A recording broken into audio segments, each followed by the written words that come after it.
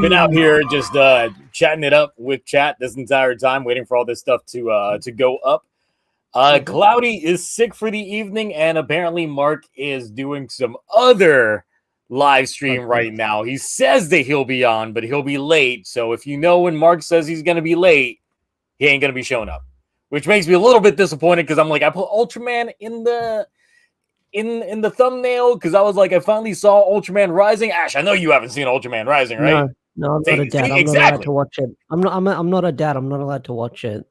You could still watch it without being a dad. Now, I will say it hit differently being a dad, but still, it's a really good film. And I was like, I've heard good things. I need to watch it. I need to watch it because Sailor Moon Cosmos also dropped on Netflix as well this weekend. Oh, I've not checked that one out. Yeah, it's like the final, the actual final story arc of the manga that they adapt into like another 2-part film. Ooh, nice. I gotta catch up on some of my Sailor Moon content because I'm definitely well behind when it comes to all of that. Yeah. Did you finish Crystal or? No, I did not. Because I think what was the Sailor Moon anime that they released? God, I want to say it's been 10 years already, but I'm not sure. Was it Sailor Stars or something like that they released? Sailor Stars was 20 plus years ago. But Crystal was the one that came out 10 years ago, and that was the remake of the anime. Yeah, so that's the one that, if I remember correctly, the animation was shit, like when it first came out. Yeah, it was spaghetti arms and that. Yeah, so I watched like 3 episodes and was like, yeah, I can't stomach this, and just stopped. Yeah, they do their classic Toei, fix it up on the Blu-ray release. But yeah, Sailor Moon, Crystal, Cosmos, whatever you want to call it, that's like the true way to end the manga, like tells the manga story. And it even made, I think, the voice actor Usagi go into retirement for the character because that was like the last thing she wanted to do, because it was like the last mainline like stuff that the actual manga artist wrote. So she was like, yep, I've done everything, there's not going to be any new stuff I need to do, so I'll just retire recording the character. Okay, yeah, normally it takes a lot to get, a voice actor, at least in the Japanese side of things, because normally you're playing that character for life. Yeah, and doesn't matter how old you are. So yeah, and I think she feels like she's done everything she can do with that character now. She's still like Boa Hancock in One Piece and other animes, but she's said she's done with Usagi. Okay, I guess that's good. Retiring the character. So. But yes, hopefully Mark does show up, because I do want to end up talking bits and pieces of that film with him. But we'll see if he does show up, because I checked through to see if he was live with anybody else that I might follow, but I didn't see anything. So I can see anything either. But yeah, like I said, Cloudy is sick. He sent me a barely like legible DM, and I'm just like, yeah, this man's sick if he can barely type coherent words. So, but then again, Cloudy is 70% of the time sick with his weak immune system. So there's always all of that. So Ash, how have you been doing this week? Good. My magnum opus video dropped last time we recorded. It hit 50K, and then I got threatened with lawyers and wanting me to take the video down. So, if you're willing to share, what exactly is the saga with the turmoil going on with that video right now? I think it's over right now. I think we've met Wendell's standpoint.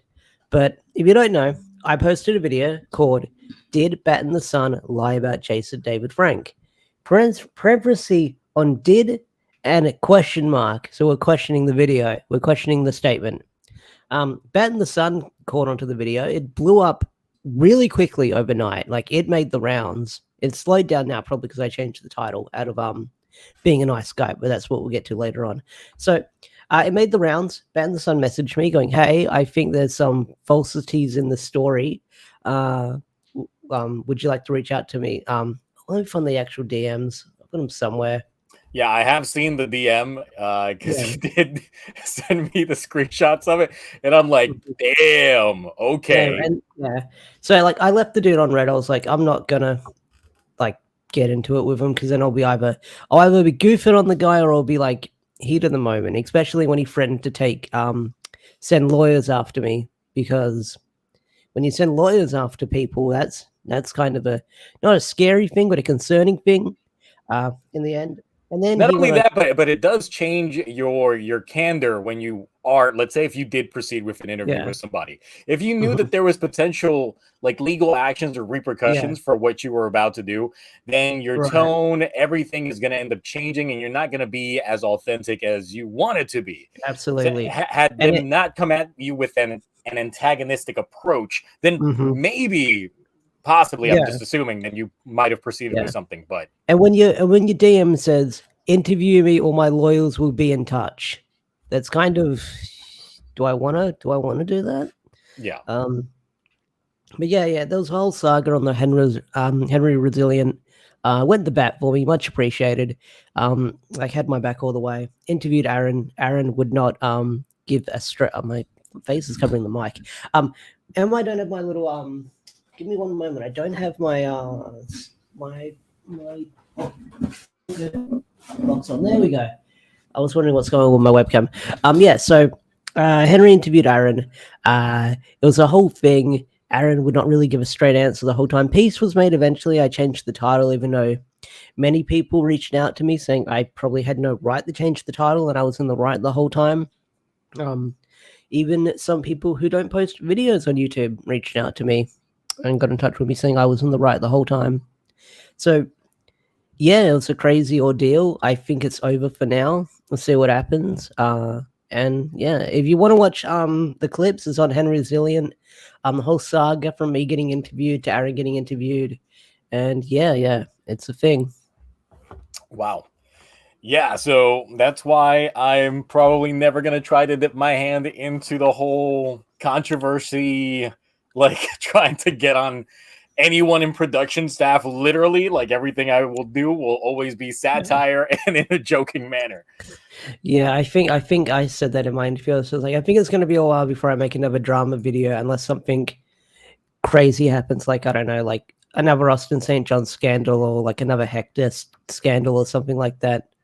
But we'll see. I don't think I'm going to make a video like I did before, unless I can actually have some stuff to go on again. So maybe I'll step away from the drama related stuff. I mean, maybe with your earned pedigree now, maybe next time you do try to dip into the foray, try reaching out to the subject at hand and see if there might be an extension of an olive branch there. That you can that's true. That word was tossed around a lot. The olive branch was reached out here and there.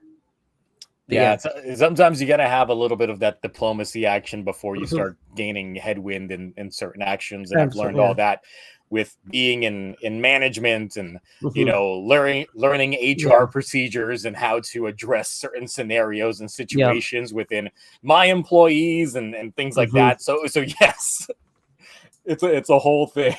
Yeah. Yeah, that's why I try being careful with the types of ilks that I try going into, as long as they understand it normally comes from like a place of satire and not from a place of like malice or, you know, malicious intent or something like that. So, right. But yeah, so Toku news this week I feel has been a little bit light. Yeah, because I've been digging through my sports. So I actually requested this week off from work, and I still ended up working. I just didn't travel anywhere, so it's fine. Because even today, like, my boss texted me going like, "Hey, you didn't give me your recap of the week." I sat on my ass all week, and like, well, what do you want me to tell you? I thought I was on vacation. Okay. But yeah, so I was like, wow, there's really nothing going on when it comes to like the news waves when it comes to Toku and stuff. And it's probably just because at least in terms of Gavu, they're trying to give Gotchard some space because it is nearing its finale. So they don't want to take too much thunder away from what's going on with that show. But I would say that the thunder died down like half a year ago. So there was no need to weigh down on that parade, or else they wouldn't have already started filming, probably like 3-4 months ago for their episodes. Did I see the new ARC yet? Well, I did not see the latest episode of ARC, so I haven't seen anything regarding that. But I'm behind on ARC as well. So I'll be checking that out once it actually goes on. But I'm seeing here new form, new part. And I'm like, we haven't even gotten both forms yet, unless the latest ARC actually did give us that second form for ARC, because we still haven't got it yet.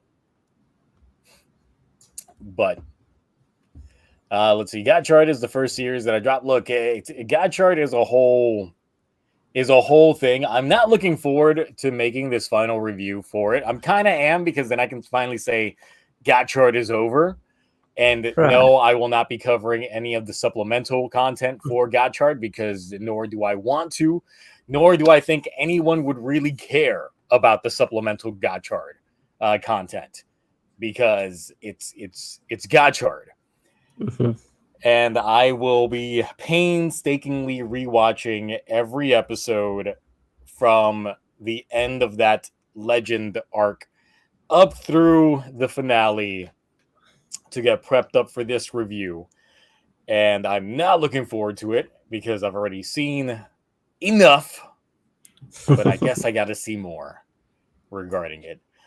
So this latest episode, we did end up getting some major ass pulls, major last second ass pulls just out of nowhere, like literally finale type shit that was kind of like, what the fuck is going on? Why are you doing this? Gideon ends up creating his own Kemi. Literally at the start of the episode, he creates his own Kemi. That's El Dragon, which is his own version of Nijigan, which is a gold little dragon thing. While at the same time, like, instigating Hotaro, getting into his mom's cafe with his mom, not knowing dick about Gideon. So I'm still like, what's going on with this whole memory, like, rehabilitation thing going on with her? Does she not know Gideon, even though he seems to have been a major factor for Alchemist 10 years ago? And if she was involved in the Alchemist Society in some way, shape, or form 10 years ago, she should have some sort of recollection, especially with the memory return. But it's not good. It's not good. Really? We have Spanner going through a whole character arc with him acknowledging that he has the same powers as Gigist, one of the Abyssal Kings, with the Black Flames, which, once again, there has never been a proper explanation to the real origins to him having the Black Flames, just that he could manifest them. So there's that. But then being able to harness the Black Flames, evolve them into Silver Flames, and use said Silver Flames to upgrade his own Kemi cards to make him into Valverade Kuragane, which is that silver metallic Valverade I showed you last week. Yep. So yes, he gets that upgrade. He beats Gigist, and in the celebration of it all, Lactis gets killed. Oh. Yep.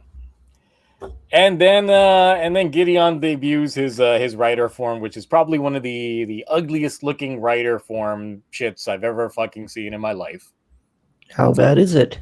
Let's see, because I did take a screenshot for this thumbnail that I have for here, in which he's holding a box of Golden Crisp cereal, because I felt it was on brand for him to hold some Golden Crisp cereal, since he's all about the gold. But yeah, he uses a repainted version of the X-Rex chess piece. Yeah. And the horns of that one movie form. I'm not feeling this take.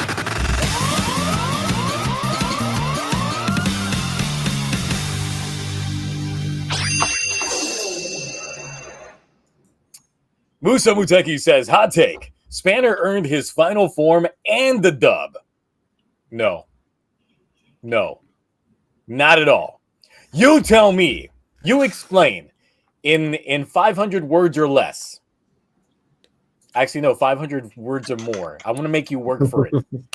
How Spanner earned this final form. You tell me. You tell me.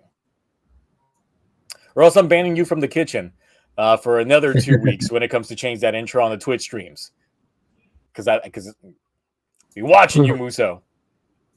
This hot take is not a good take.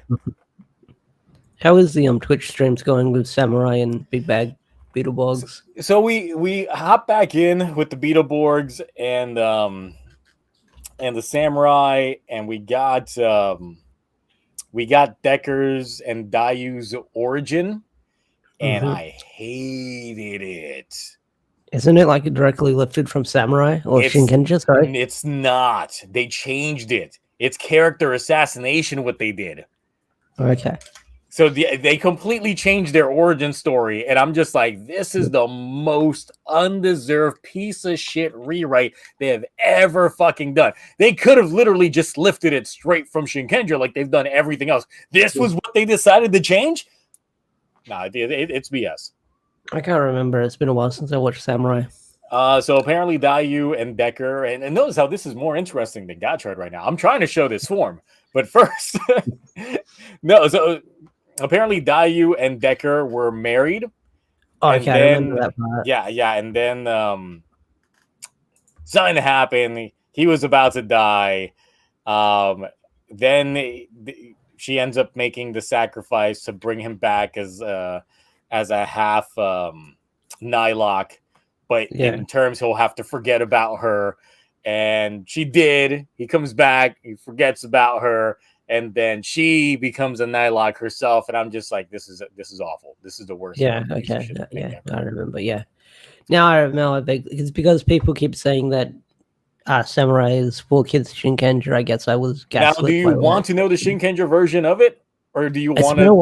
It's been a while since I watched Shinkenja, so go ahead. I think I actually. So on Juzo's part, his entire thing was that he got the Uramasa as a gift from his wife, but then he used it to.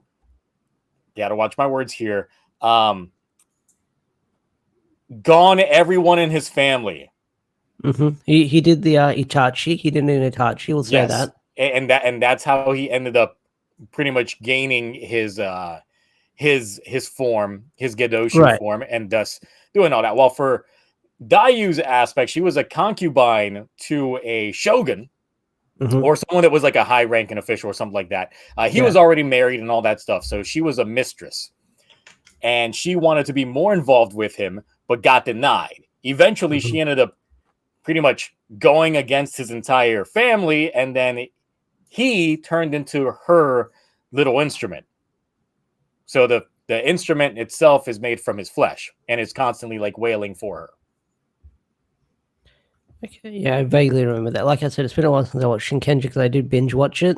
So that was like two-ish years ago. So is that what it looks like?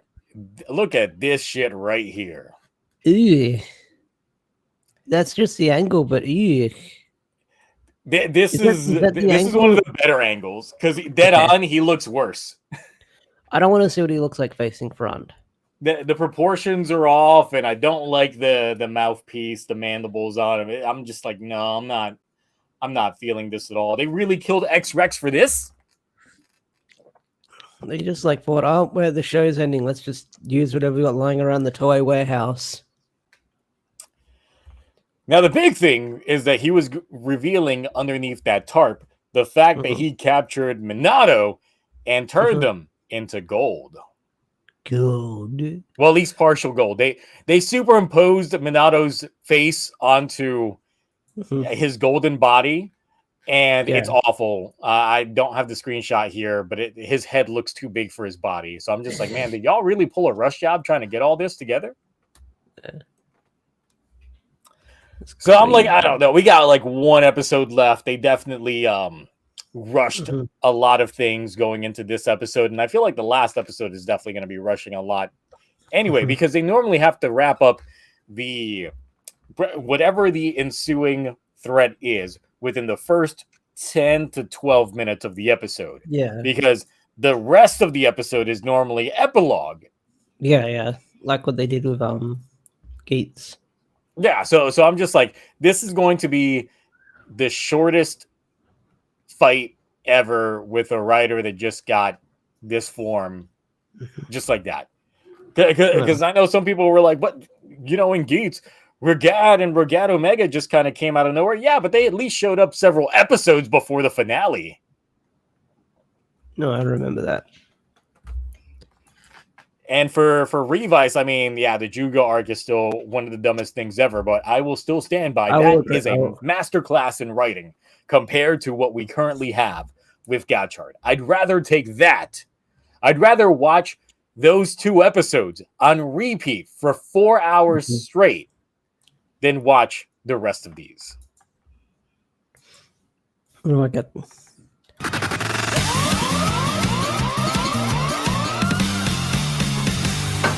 And we got $2 from blah blah something saying, bro, this suit has double D's. Oh shit, it does when you look at a certain angle. Yeah. They perky though. Like golden super push-ups. Like golden red is usually like a color I can get behind, depending on how it's done. Here, like not really. I think believe me, this is usually my favorite color combination right here. I don't like this. Red and gold. Yeah, I think it's either like the stripes they've got on it, or like I like the accents, like the little part on the black. That looks pretty cool. But I think it's the chest piece that is throwing it off for me. Like, get rid of the chest piece and just have like maybe the helmet on its own, or just like whittle down the chest piece at least. Yeah, it's too bulky for its own good. That's the thing, since he is using technically a copy of Nijigon as his Chemi card, they really should have used something similar to the chest piece of what we got with Rainbow Gotchard for him without those gaudy shoulder pads, and it probably would have been somewhat of an improvement. Right, no, absolutely. And then Grab for $2. That's a name I haven't seen in a while. Bro looks like the golden poop that Roger pooped. Is that an American Dad reference? I don't. Yes, no, it is an American Dad reference. I had to pause for a moment. Yes, it is an American Dad reference.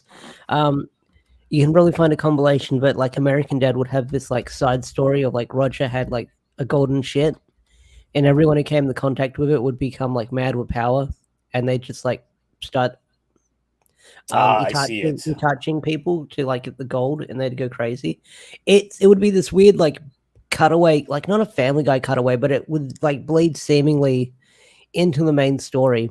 And when they first did it, it does really well. Like you can probably watch the entire story arc of it online, where they probably have the compilation. But like when you first seen like season 2 or 3, it was like I went back and rewatched some American Dad. But when it first happened, like 20 plus years ago, when I was like a teen, it was like pretty crazy. It was like the one thing that you'd want to see them follow up on. But yeah, Golden Poop American Dad story. Go watch the combination. It's a lot of fun. The compilation is a lot of fun.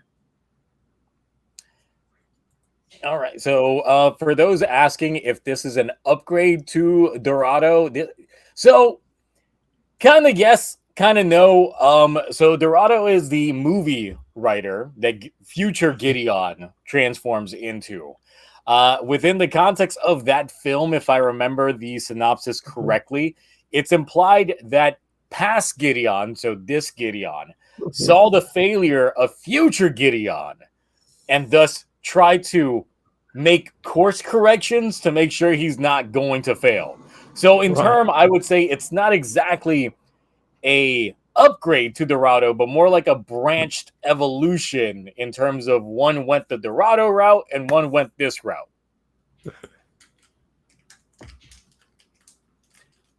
Is Gideon an American Dad fan? Probably not.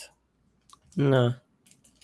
Because first of all, he's not American, and second of all, he's not a dad. If you saw how he acted to his children, the last set of episodes. Wait, is Gideon Hotaro's dad? No. Oh, okay. This was a moment that we were waiting for because Gideon was in, like I said, he was at the cafe, the restaurant that his mom runs, and she showed up. And by this point, of course, everybody in the world has their memories back regarding chemis and all that stuff. So his mom technically should, because the last time they tried confronting her about her memories, she literally just dipped out before answering any questions. This is our next time seeing her back after said confrontation. And the fact that she acted towards Gideon like she's never seen her a day in her life. Yeah. There's no relation there. Oh. Unless, of course, I don't know. So we get into the weird aspect of Gotchard, and I say that because there's a lot of weird things within Gotchard itself, in which now that we know that the homunculi within Gotchard are based off of real people, but they don't actually look like the real person because Atropos is not played by the same girl that played little girl Rene. So that clearly throws that out the window. It could be that Gideon is a homunculi based off of Hotaro's dad, but looks nothing like Hotaro's dad based off of how these homunculi within the Gotchard universe work. So that could be potentially an option, but I don't know. They barely care. Because they really haven't done much for Gideon within the context of the story. So, yeah. What if Gideon is just the alter ego of Hotaro's dad? Well, I don't know. We would literally... They have one episode left. Are they really going to introduce us to Hotaro's dad during the last episode and explain everything with it making coherent sense? And someone who is not kept up to date with Gotchard and how you describe it to me within these streams, I think yes. I think yes, that's going to be the big mindfuck reveal that Gideon's going to do with Hotaru to sort of catch him off guard. And he'd be like, "It's me, son." And then there's going to be crying and screaming and then rider kicks everywhere. God, I hate you, Ash, because I think that's going to be what's going to happen. You wouldn't hurt your own dad, would you? You'd be like, "Tosan," and then his mom's going to show up out of nowhere. They're like, "Hotaru, stop. That's your dad." He's like, "What?" God, we say it out loud. It sounds like something that could actually happen. It's going to come to fruition now. I know I'm behind on Gotchard, but I might actually watch this last episode just to see if my prediction goes anywhere. You're going to be out there with no context going what the hell is going on? What's going on? Or at least the characters are acting exactly the same. There's no character development here. So, I mean, that's all right. Yeah, the characters are the exact same from when I stopped watching 20 plus episodes ago. That's good to know. If they give us they technically could have given us a Gideon redemption arc well earlier when it looked like he was playing nice guy to Atropos, but I think if they did that, you would have gone on the biggest rant. You would have popped a bigger promo than the Miraculous one. You would have probably went off your chops if they did that. The thing is, it's Gotchard is so bad that I wouldn't put a redemption arc past them. Okay.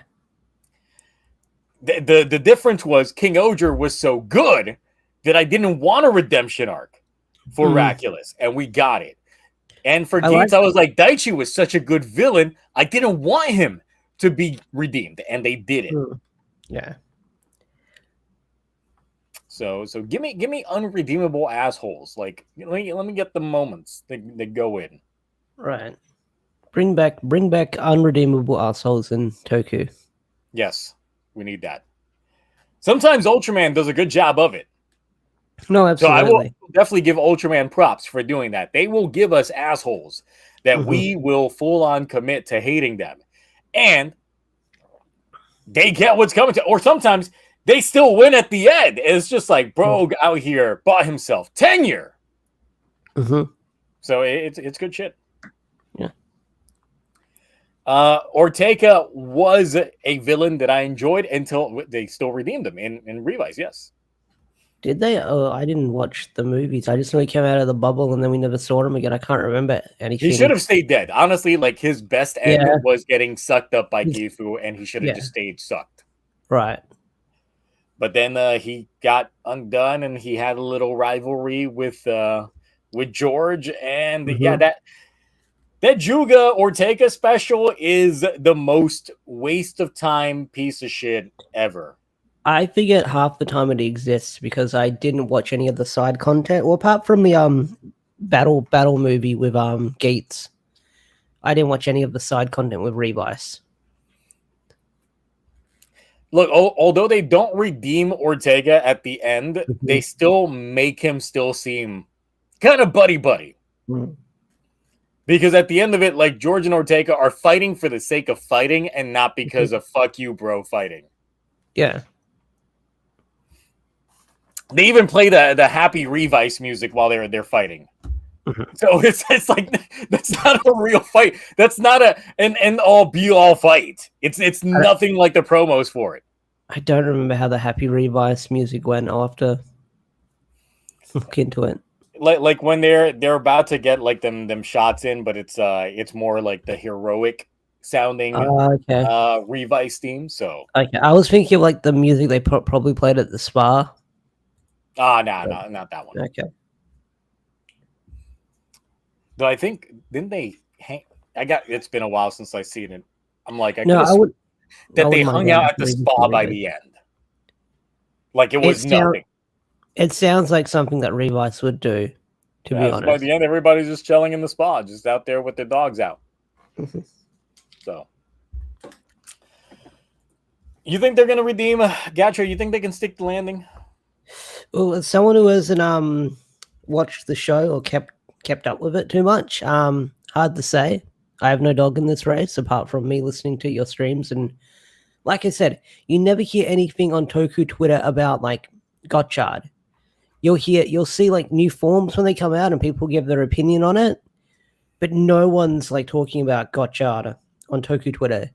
Some BoonBoomger stuff here and there, but I feel like there's not a lot of Toku talk when it comes to Gotchard, which is crazy compared to that hype we had when the show began and the first couple of episodes here and there. You're welcome, everybody. You're welcome. I went back in time, told myself that it was going to be mid. Turned out being mid. I take full responsibility for why Gotchard is as bad as it is. I'm sorry. I called it. You'll have to go back and find those live streams and do the time Kabuto bit or something like that, saying that you were right or something like that. Like you're going to have to like green screen yourself in there, like with us doing the podcast and make it seem natural. Like, I don't know. I'm giving ideas, but yeah. It's a shame. It's a shame. But I mean, this was a long year of really hoping that the show would turn things around, and then we just never got it. Yeah. Because I think once we reach the halfway point of this show, it's hard to come back around from that. Because most times these shows have a strong first half, and then it's the second half in which they get weaker on. And you know, maybe I was hoping that Gotchard would have ended up being the opposite, where the beginning was weak and the second half was strong, but no.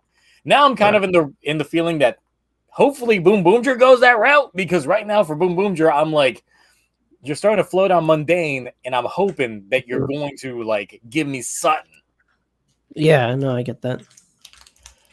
So speaking of, good segue over here to talk about the BoonBoomger Lap 3 as we are starting, which has a nice new poster. Yeah, I like this poster. You know, it would be great if they could have at least gotten an actor for Boon Red that at least had some ass cheeks. Because there ain't nothing going on back there. Yeah. Nothing. That is as flat as a pancake. Oh, Musa Muteki back again. What you got?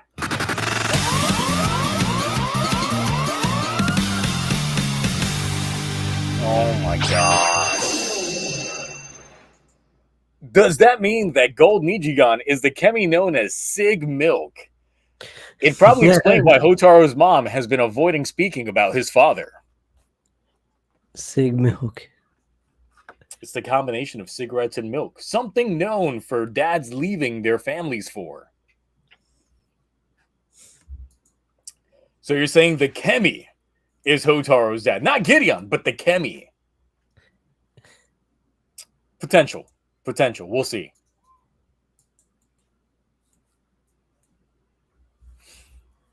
All right. So on to lap 3. And the thing is, it's like when I was also like, I'd never even seen the poster for like lap 2, like when they first showed it off, because you never see it.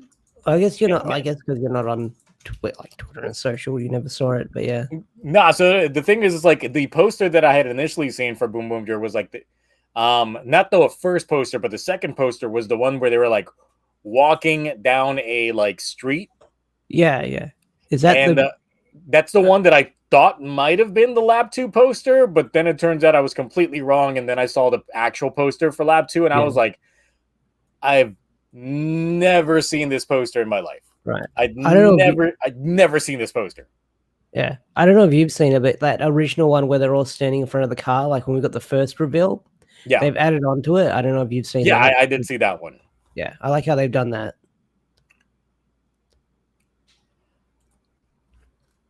Yeah, this is kind of a forgettable poster, the lap 2 one.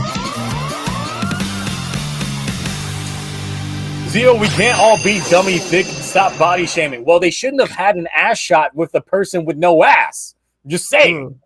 They could have at least posed it right. Or at least had Boon Orange in the background giving us full Boon or something. Because we at least know that man's got the cheeks. Mm-hmm. I'm just saying, if you got the assets, flaunt it. And Boon Red's trying to flaunt something that he ain't got.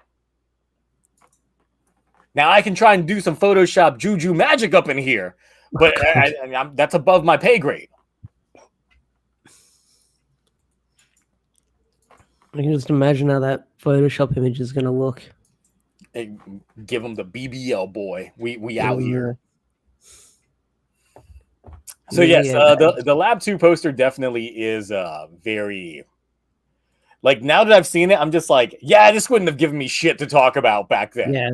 No, there's nothing going on here. Mm-hmm. It's like, oh, we're going to go with a comic book vibe for Lab 2? Like, what's going on here specifically? There ain't shit. Yeah. No, absolutely. But at least with Lab 3, there's something here. We got some teases. We got some shit going on. This looks like a proper poster. In terms of like getting us hyped up with the possibilities of what could happen. Mm-hmm.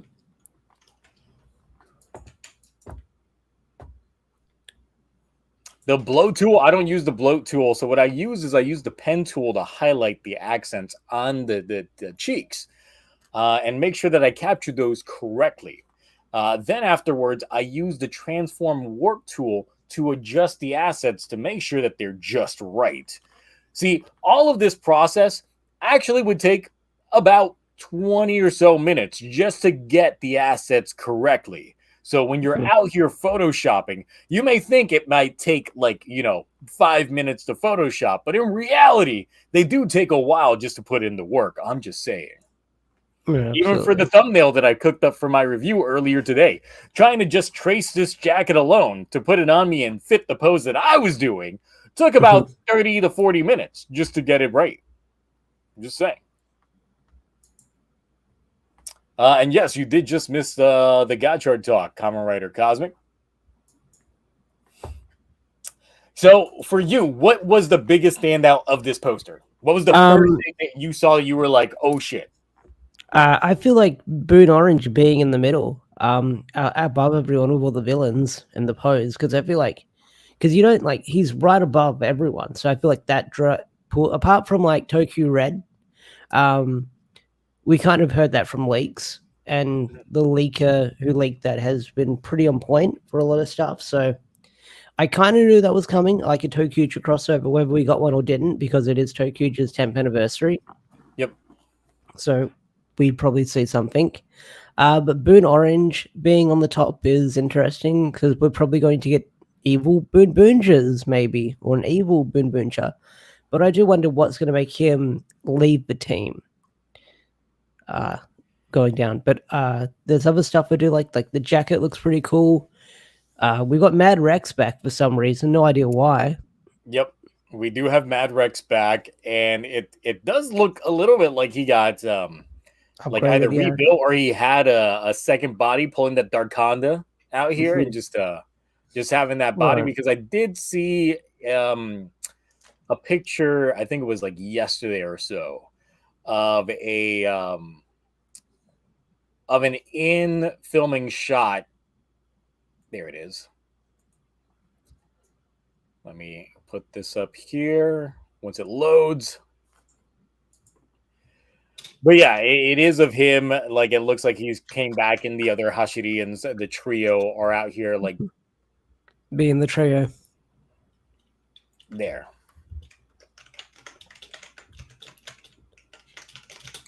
Just like welcoming him back. Like, thank God you're back. Yeah. You know the guy we just had to go with? It's like, you're a real commander. But given the set, how it looks like in the background, it does look like an area that doesn't look like it's quite on Earth. Yeah. But then again, with these set photos, they're usually like not the completed design, but they usually before they color correct everything in the end. So yeah, it's like Mad Rex is back, and we did have kind of like the foundations for him coming back. I know you didn't watch the latest episode that came out, but they do name drop him, and we do get a flashback to Mad Rex and Cannonborg interacting.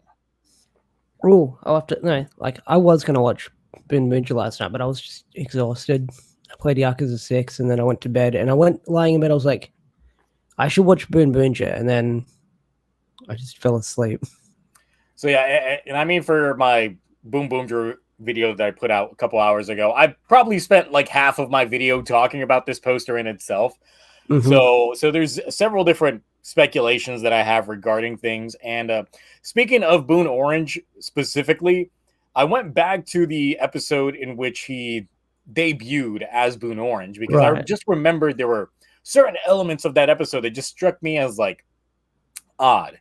One of which is in which he is in his Boom Boom car, and he kind of like the Stu actor is giving off a little bit of it's almost like a hesitancy or a relieved look while he's piloting the thing. Like, this is all according to plan or something like that, or like this is a step in my favor.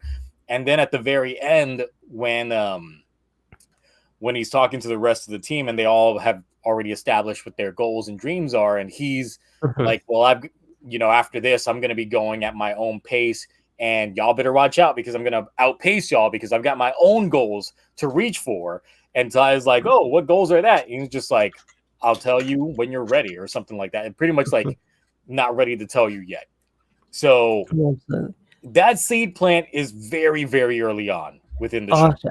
I'll have to go back and watch that, because I feel like Boon Orange, I don't want to say he's the least development of himself, but he's been the most self-contained about himself. Like, he gets a couple of episodes dedicated to him here and there, but there's not a lot to take away from him, like not Mira's backstory, Blue's backstory, and stuff like that. I would still say that he has more character development than Taya, because even though Taya's had some character-focused episodes, Gemba's episodes have been much better, but they still reaffirm that he is still a very secretive guy. He's still holding a lot of things close to the chest. Yeah, and that's what you can probably tell with like what he does here and there. Yeah. So I'm really hoping that we end up getting a proper good payoff to things, but I'd be interested to see if they're going to go the evil route for him. Because if they go the evil route, this can go multiple different ways. Either he can be a whole separate entity, or he could end up getting offed and getting replaced by another team member. Yeah. Because, I mean, it's not foreign in Zentai for them to replace one member with another member. It's already been established. Yeah. Because the only reason why I don't think why he would turn full evil unless he gets a whole new suit or something like that is because the Robo in the background still has his tire. Yeah. What I'm thinking, and this is me speculating, because the Grand Prix is coming up, the Rainbow Road Race, whatever they call it, I can't remember what it's called. Boom Boom Grand Prix. Boom Boom Grand Prix, thank you. What if this is just like his big long game plan to sort of be like, hey, we can't all win it together, maybe split up and join another. No, that sounds dumb when I say it out loud. I was going to say, like, do his own thing, so that way they can sort of have their own, like, split between the teams. But if he does go true evil or evil ranger, I am curious about his motives. Like, what if he's been working with the Hashirans the whole time? That'd be a game changer. Well, because that's another aspect is, once again, you didn't see this latest episode. No. But within the episode itself, we find out that the ISA pretty much tells Shirabe where Cannonborg is.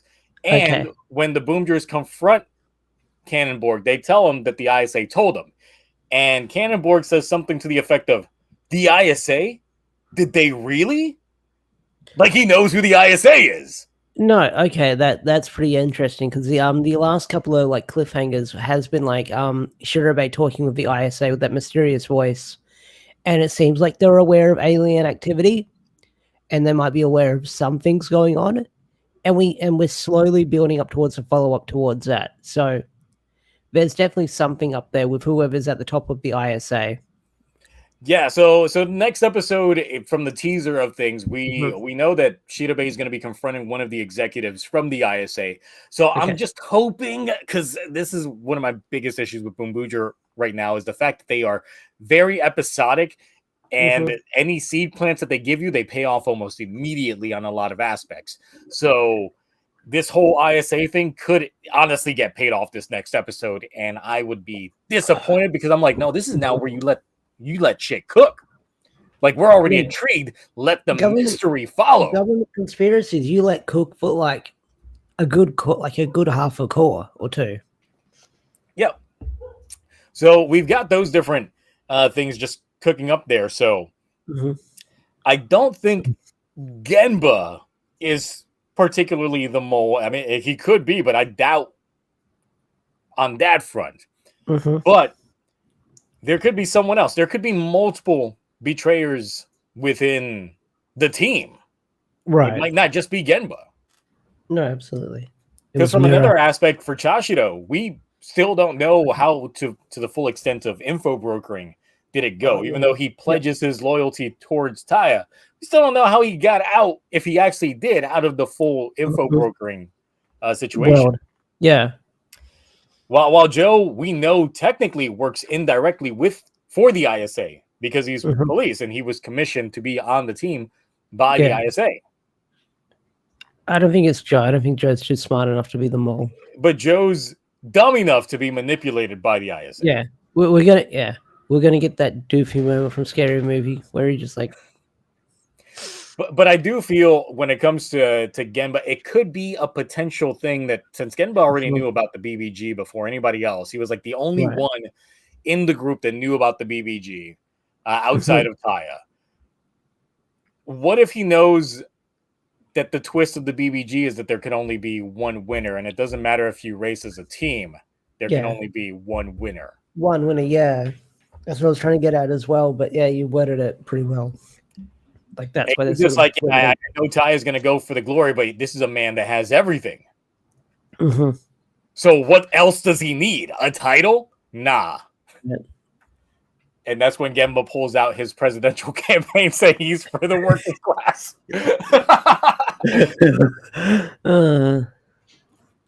That shit would be funny, but because it's like everybody else. Like I was hoping that Sakito would be that guy, the one that would be the rival for the group and be the one that says, I'm going to race the BBG on my own.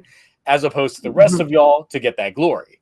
Well, I hope that does come up again because Boondario and Boon Diesel did have that rivalry back in the day. So I hope they sort of the flame gets reignited when they start racing on the tracks again. Like they'll be like, "Hey, look, I know we're cool now, but I still want to beat you."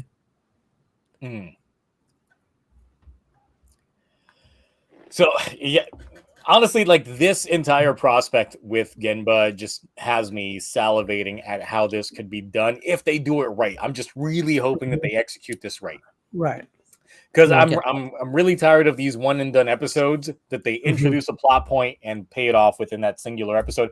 I don't want Genba leaving the squad, them getting like some context for it, and then he rejoins up the squad within a single episode by itself. I will trash that shit. He's on the middle of the poster, back like front and center, well, sort of in the back row, but back row, front center. It's going to be something big. And if this is a one and done episode that they do, then I'd be pretty pissed off as well. Yeah. Like, I get it if the TokuTonic stuff's going to be a one and done episode or like a 2-parter episode. I'd be fine with that. It's a crossover event. But if they're sort of making this to be a big deal, if Genba is like on the front of the poster like that. Any speculation? I mean, I've got no speculation. I mean, given on this poster, the rest of the BoonBoomgers, including Sagito, are just out here like, yeah, pretty much. There's nothing like if they were all wearing the jackets that Taya was wearing, then maybe I would have some sort of speculation going on. But Taya is the only one rocking this jacket. From what I've heard, they're all going to get the jacket. It's like a team-up power-up coming, I think, from the leaks. This better not be the team-up power-up form. Better not be this fucking jacket. If it is just this fucking jacket, I'm going to blow a gasket. Watch that jacket go on fucking Bandai Premium for like $300. I legit said in my video, I do not want this jacket as the upgrade form, as the team power-up. Being just this goddamn jacket. This would be the most wasteful fucking team power-up ever. That's some like 70s like toy power-up. Just give him a jacket. It's like, bro, at least give him better pants with it. At least give him some pants to go along with it. I'd be so upset. Because I'm like, look, the jacket symbolizes everyone on the team, minus Violet. Boo, Violet. None of that on there. Because everybody else's like tires are on here. So we got all that. We got the rings on there. We got the BoonBoomger on the back over here. But ain't nobody else rocking it though. Yeah, that's interesting. So I'm not We'll see. We'll see. I'm hoping it's not just that. What do you think of the new villain, the new general, who's a snake? So Death Race out here. Is that how you say it? Death Race. Okay. Yep. So he's got eyes on eyes and a snake, and seems like a cool guy. Like it's going to be interesting because this would be when we get two commanders at once, because we got the return of Mad Rex and then we got new guy in here.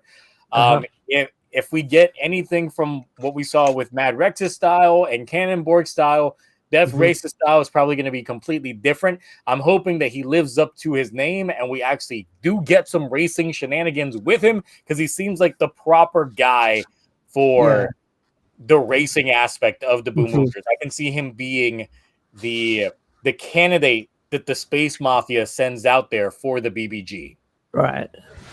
And you can probably hear the wind in the background. It's been a very windy couple of days.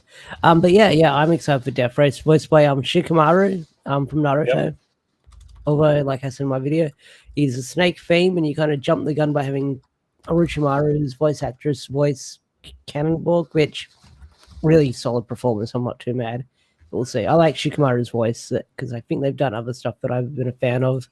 They've done a lot of different. I went back and looked at some of the stuff that he's done, and I mean, he's been at it for a while. Did a lot of different mecha animes that I watched when I was a kid. So there's all of that. There's one character that he specifically reminded me of, and I'm trying to look it up now because I'm trying to double check and make sure that I'm remembering the person correctly. The character from a little game known as F-Zero GX. Oh, okay. And he was like like the real bad guy of the game. And I think his name was something like death related as well. I gotta find it. I just know Captain Falcon from F-Zero. That's about it. I've tried playing the games on the online store, but yeah. F-Zero games are like sit down for a couple of minutes and I'll play, and then I was like, I don't know what I'm doing. I think I'm winning. What's his name? What's his name? What's his name?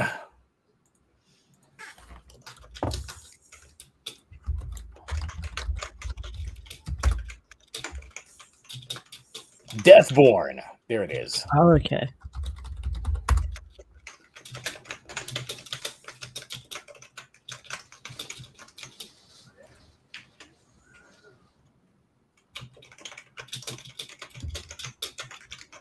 See here. Good old, and I mean, it makes sense. It's a racing theme and all that stuff, and then having someone that's literally named Deathborn kind of makes sense on that aspect. This is who I was thinking of here from F-Zero GX. Oh, okay. And that's the voice, same voice actor? I gotta look it up. I'd be surprised, but I mean, a lot of the things for F-Zero GX was just yeah. Even though Captain Falcon technically had his Japanese voice actor, which was Vegeta, I believe. Fun fact, yes, Vegeta voiced Captain Falcon. Good old Falcon Punch. Get that Japanese going on in there. So for this aspect, like I really got to see how he's gonna come in here, but I would say I'm a little like hoping that we get more from Boom Boom Killer Robo, because that's the thing. It's like Cannonborg was the one that was tied in with Boom Boom Killer Robo. So with him gone, is that the end of Boom Boom Killer Robo, or can Death Race bring back Boom Boom Killer Robo in a new fashion? I hope we see Boom Boom Killer Robo, because that thing's getting merch, and I feel like that was more than a one and done mech. We could see more of that, hopefully. Fingers crossed. Is TokuTonic going to be one episode like Gotchard? I think so. I hope so. I think so as well.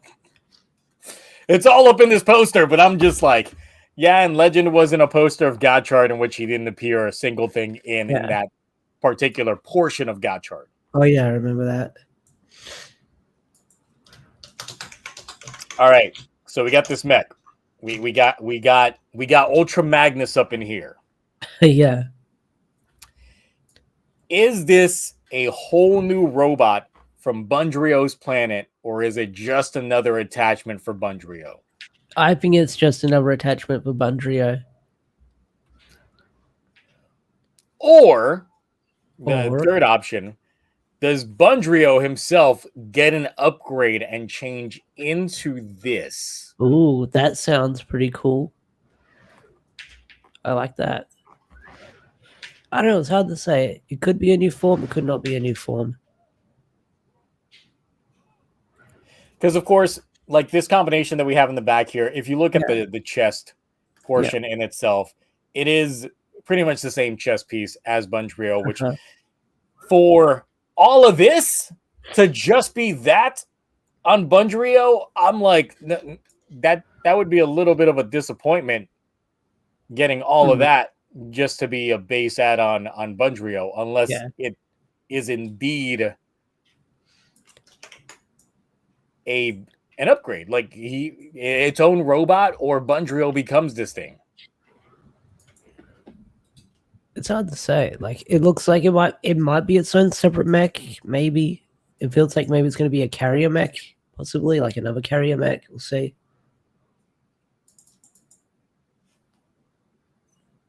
because I'm trying to see based off of what we've got here how the combination is gonna go. But I mean, there is a lot of like, how do the tires get up there? Unless they literally detach and come back, in which case that would be a disappointment, but still.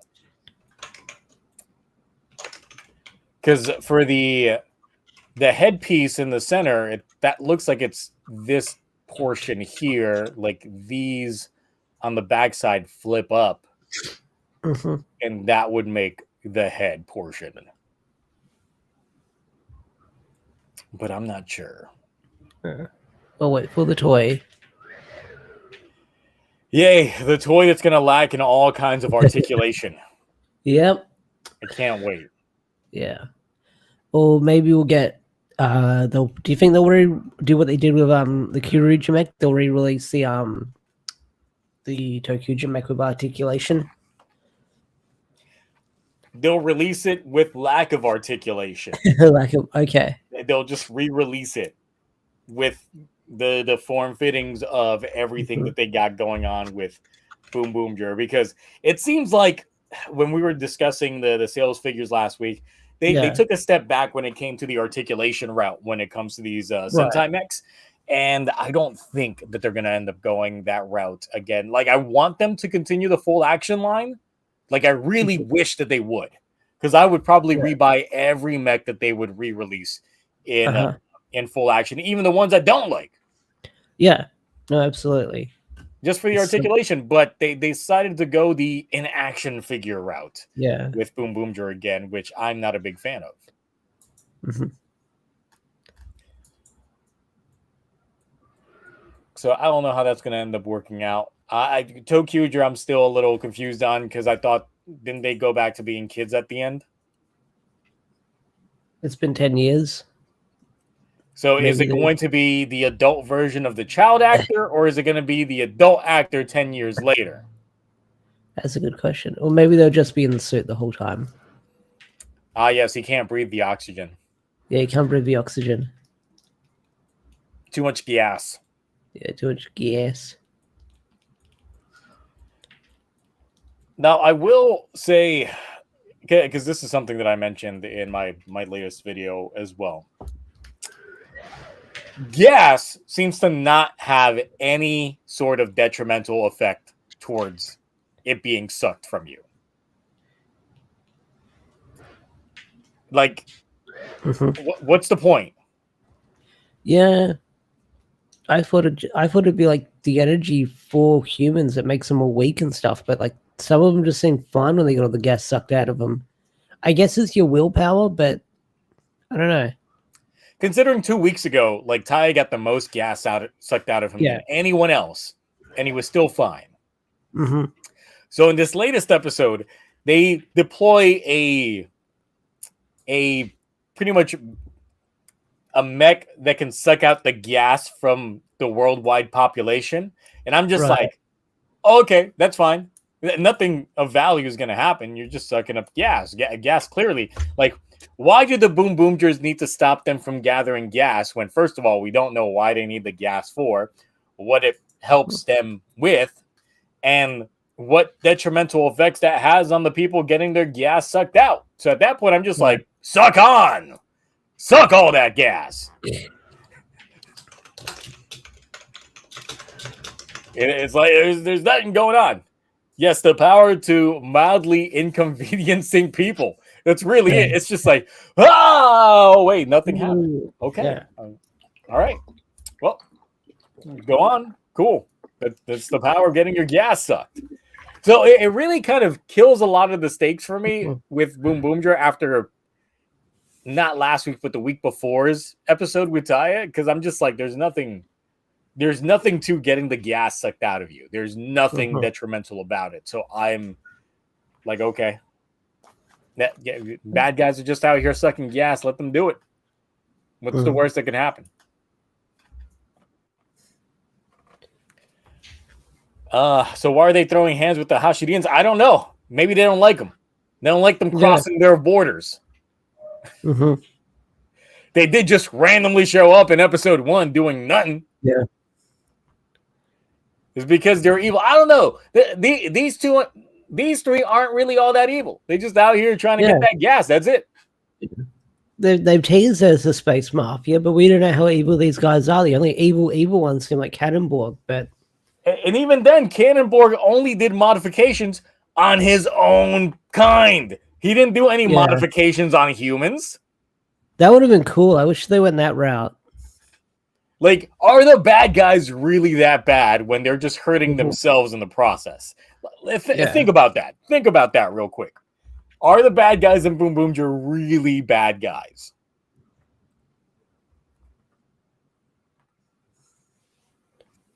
It's like, what are they trying to get? They're trying to get gas. What's the repercussion of getting gas? Nothing. Let's see. This is my main problem with the Hashidians. They aren't really a threat 75% of the times. That's true. Exactly. There's nothing that they do that is really a detrimental effect. Because let's go back to baseball episode. Okay, they sucked out the gas from those kids. Those kids seemed fine. Then they played baseball. Cool. Then they grew big, and what they do? They lit a stadium on fire. Great. Nothing a little bit of the fire department couldn't do. Nothing of value was going on there. Then you had proper Hashidian that was like knocking people out into the dream realm with their guitars and shit like that. Once again, getting the gas sucked out.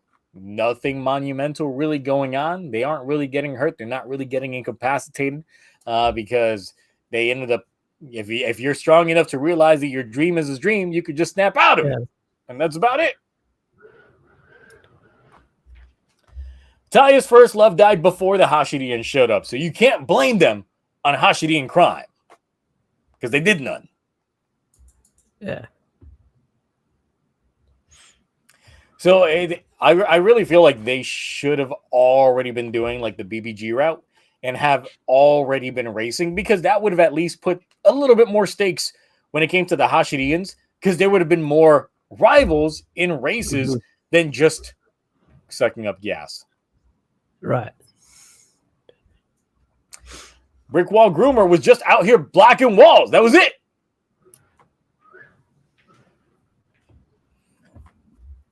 So I'm just like, hey, give me something more.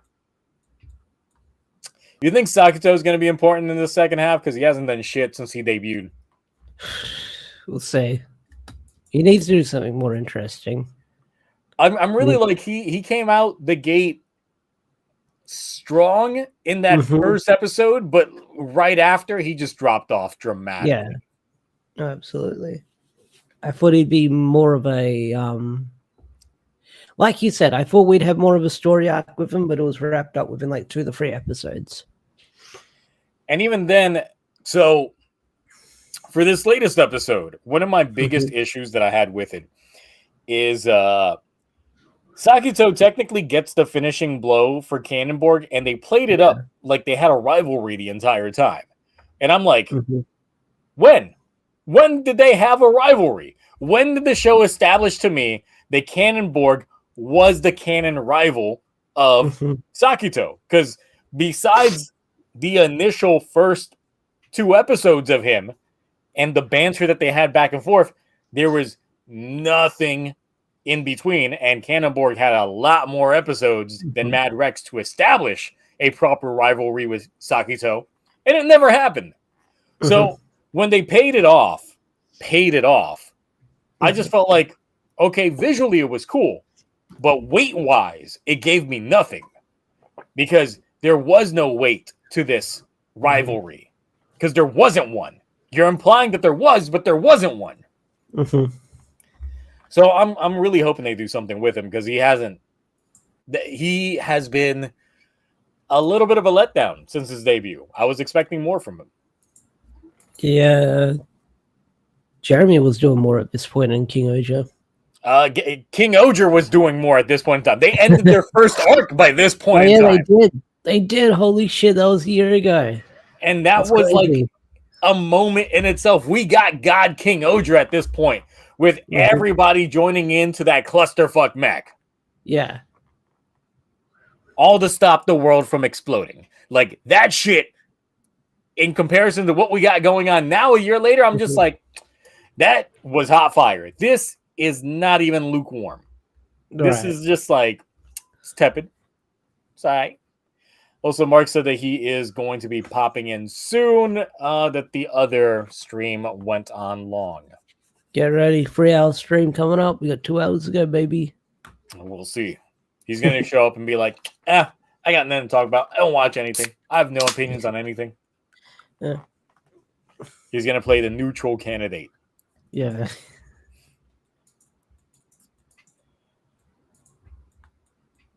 So, trying to see what else is engaging in this post. Not really much. I mean, once again, we got that robot in the background that might not be Bundrio. Might be a new Robo addition.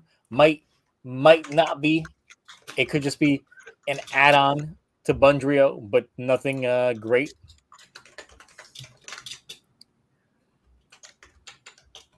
So I'm trying to see here. Did I get a screenshot of it? No, I did not. They make a clusterfuck mech this latest episode though, but it ain't great. Oh wait, I got the PNG file that I made for it. There it is. Oh, nice. There you go. Look at that. Look at that beauty right there. Tell me what you're looking at. What do you see with this? Someone's getting mounted. The PNG. What is it meant to be? Like it looks like Boon Diesel is kneeling, or they're both kneeling, or I don't know. Are they doing sort of like a Titanus thing? Like a carry? What's going on here? I thought you said Titanic thing, and I was just like, you'd be almost right. Like, he's the king of the world. No, so essentially, yeah, it is Boon Boon with the 119, the Leo rescue attachments on there, along with every other Boom Boom car just attached for the sake of attachments. And Bundi at the front, and they're all just firing their lasers. Fire my laser beam. And that's it. It's beam spam. Okay. This is their Gotchard with everything. And I'm just like, okay. Yeah. This is not. This is hope immobile. This is literally just weaponry. I hope my toy can do that, but the legs don't bend. Ooh, that's right. Why would they even think of making this a form or a somewhat of a finisher if the toy can't even articulate that way? Oh my god, that's worse. That's so worse. Zedu says the formation is impossible to replicate without making customizations. I wonder, and I don't know if they will do this. Like maybe they'll do like XD custom parts, and there'll be articulated legs that you can buy and attach on. If they do that, fuck you, Bandai. Yes, buy attachments to your base mech just to make it move like it does within the show.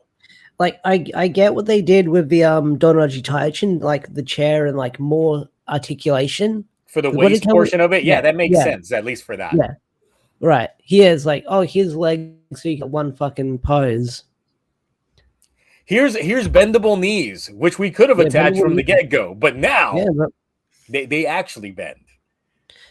Yeah, seeing how like the toy like hasn't been very articulate, and they've got all these like mechs that can do all these poses, I don't think they planned ahead too much when it came to the mech department ish. When it came to the toys, I really just can't wait for them to do like the Bandai toy YouTube thing that they normally do, and they'll be promoting the new toy, and they'll be like, "Oh!"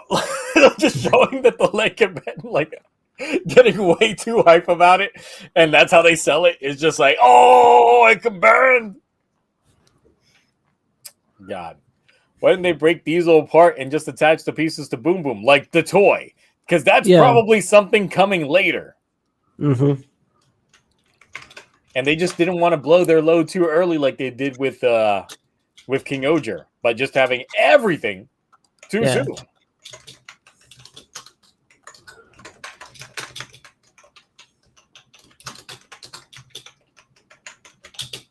All right. See what else is going on within the chat. BoonD Cannon, that's correct. King Odra lost itself after the crossover episodes. I mean, it lost itself before the crossover episodes, and the crossover episodes were definitely the highlight point of that second half. Mm-hmm. Let's see. I'm a major King O stan, but even I have to point out that they kind of lost steam after the mid-season finale. Look, I got a lot of hate for how I was feeling about the second half of King Odra. Now, hopefully, in hindsight, people realize that King Odra definitely peaked in its first half. No, and I've heard that take before here and there. I just haven't heard it enough. Because I guess during the time of it airing, people were still in their, honeymoon phase of it all. So they were still like, this is the greatest thing ever without trying to have the hindsight or the constructive criticism. And that's the thing about these review processes is me watching the episodes multiple times to get a proper feeling of things. And even like a year later, I can still look back and be like, yeah, that first half of King Odra, if it just ended the way that was, that's good show. That is good show. But then we got the second half, which had its moments, but it had some bad moments as well.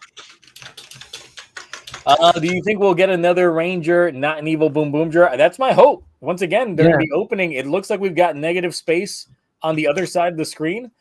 So there could be potentially another BoonBoomger. And I'm really thinking if the ISA ends up being on the side of the Space Mafia, Shirabe might feel betrayed and might join up with the Boomgers and might get a suit of her own. We might actually get Shirabe as a BoonBoomger. That'd be cool. That would be depending on how they play off this entire ISA arc. Mm-hmm.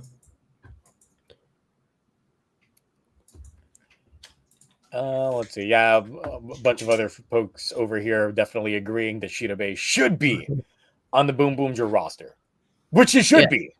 Yeah.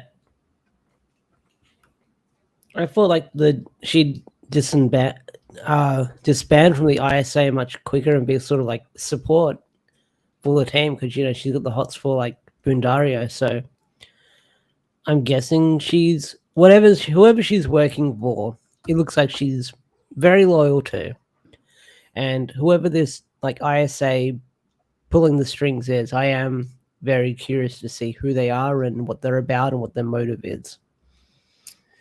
Well, until like Bundario pulls out like the fucking boom boom rod, I don't think Shirabe is gonna be like jumping shit anytime soon. I mean, we did get Cannonball pulling out his tentacles this latest episode, and I was like, dang.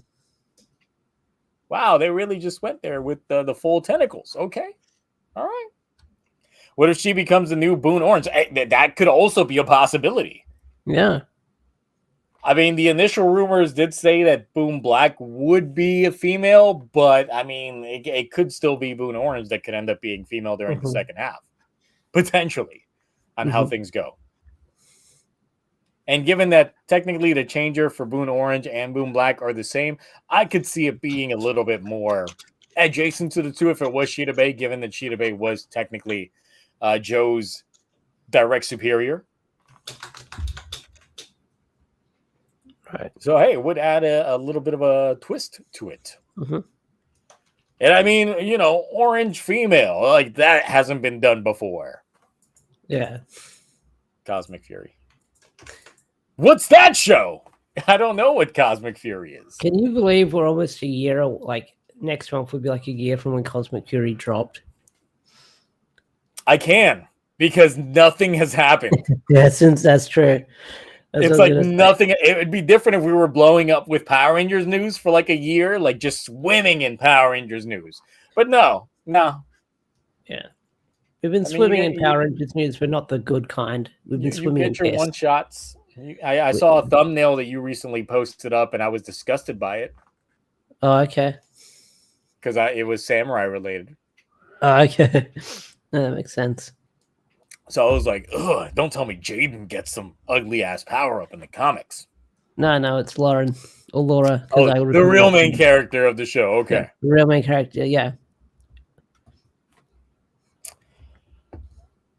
So anything else, BoonBoomger, we want to talk about before we start padding out time until Mark ends up showing up? We'll give him like 10 minutes. If he doesn't show up, then we'll just be like, well, whatever. That's the show. Should we window shop on Toku Collectibles while we wait for Mark to show up? I was already like window shopping before the stream started, and I didn't see like anything that caught my eye. Because let's see here. I don't think they've announced a lot. They really haven't.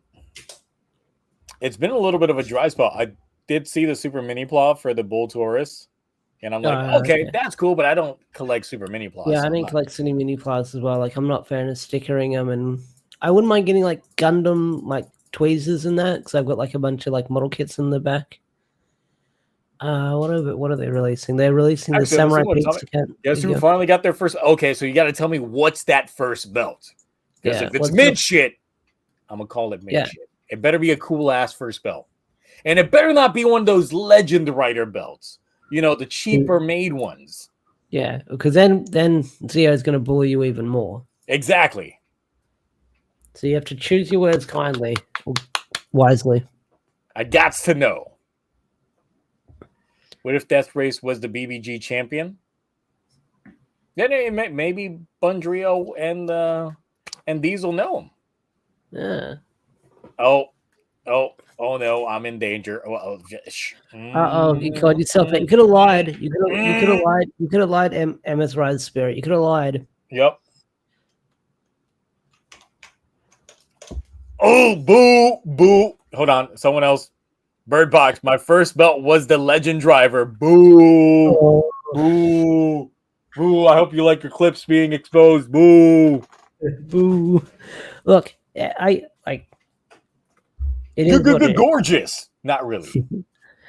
But it's okay. Everyone's got their own favorite belts.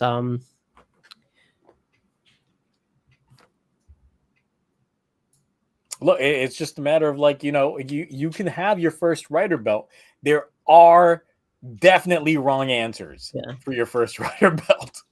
Then next time, go on like Mikari or something, and maybe find something from the Order series you can get cheaper.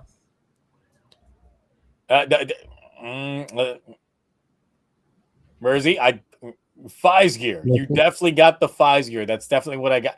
Okay, so Fies Gear has a Legend version, a DX, the re-release DX version, and the CSM release, and the CSM release with all the fixings. Which one of those Fies Gears was it you got? Did you get? Sorry, I'm on Hobby Link looking at Yakuza figures.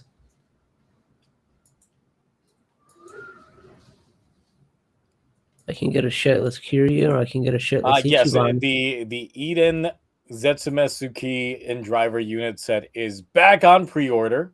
You can get this ugly ass thing. Still better than the attachments they have on the Gotchard driver than anything. I would say I do like this. I might pre-order this later. The Hellrise Progrise keys. Progrise keys are one of my favorite like gimmicks. It's still my favorite gimmick of Reiwa. I need to go back to my mom's because I've got a crate full of like the Gotchapon Progrise keys I got. The batteries are probably all dead and eaten, but they're in like a sealed container, so they might be okay. But I liked getting the Progrise keys. I don't know if I want to get all of them, but I wouldn't mind getting all the main ones that we used.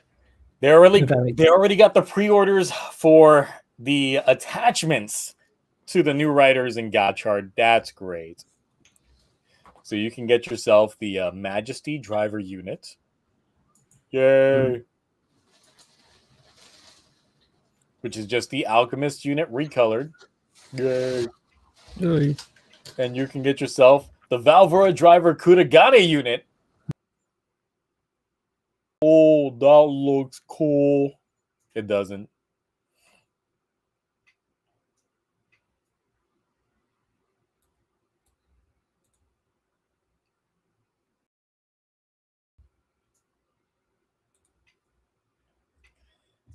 The only reason why I can see why this unit is actually cheaper is because it doesn't require the ring to get scanned directly onto it like the Majesty unit does. Also, I see Samurai Pizza Cats.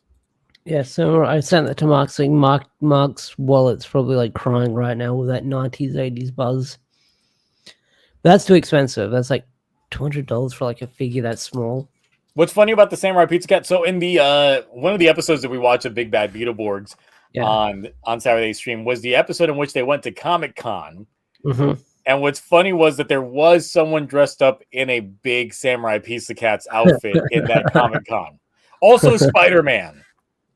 Toy Spider-Man? No, it was just regular Spider-Man. It was a lot of pretty much Fox Kids properties from that era. No, they do that a lot. You've probably never seen Power Rangers Time Force, but there's this one scene where Nadira, like the daughter of the main villain Ransek, she's watching an episode of Masked Rider, and she's like sobbing at how sad it is. Oh, I gotta rewatch that because I probably missed that little tidbit when I was a kid. Yeah. Roroni, we don't talk about Jan Person showing up in Beetleborgs. We don't. I don't know who that was the worst piece of shit ever, and that was a. Oh my god, that was I was so mad. I think everybody was mad from that payoff. It was not even a payoff. It felt like I went into debt even more so than I already am with that episode. It was just that bad.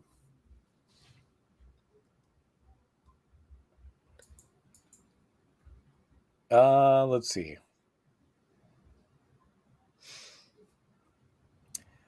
Yes, Kutagane L unit. That is definitely what that is. What's in stock right now? Nothing I want. Yeah, nothing I'm out. I still might get that Kaiser Driver 2024 version soon. Mm-hmm. Also, I like how Mersley's response to what I asked earlier was just yes, without any specific answer to which ones of the versions of it I was asking. Hey, look, the 10-liners in stock right now. You could save $2, a whole $2. You know what you can buy with $2? None, because inflation. So can't buy shit. Even the dollar menu doesn't exist anymore. Just a value menu. Is Dorado driver a new driver attachment? Like, yeah. So the Dorado driver is a new unit to the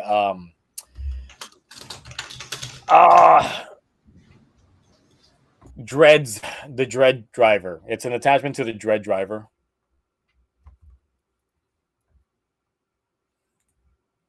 Cause who likes them some Dread driver? I still never got the Dread driver, and I'm kind of glad I didn't get it. It didn't turn out as great, and it's out of stock now. But I bet I can go on Amazon Japan and probably snatch that up. Well, hey, for those of you still wanting that Legend driver, it is $75 on TokuLectables right now.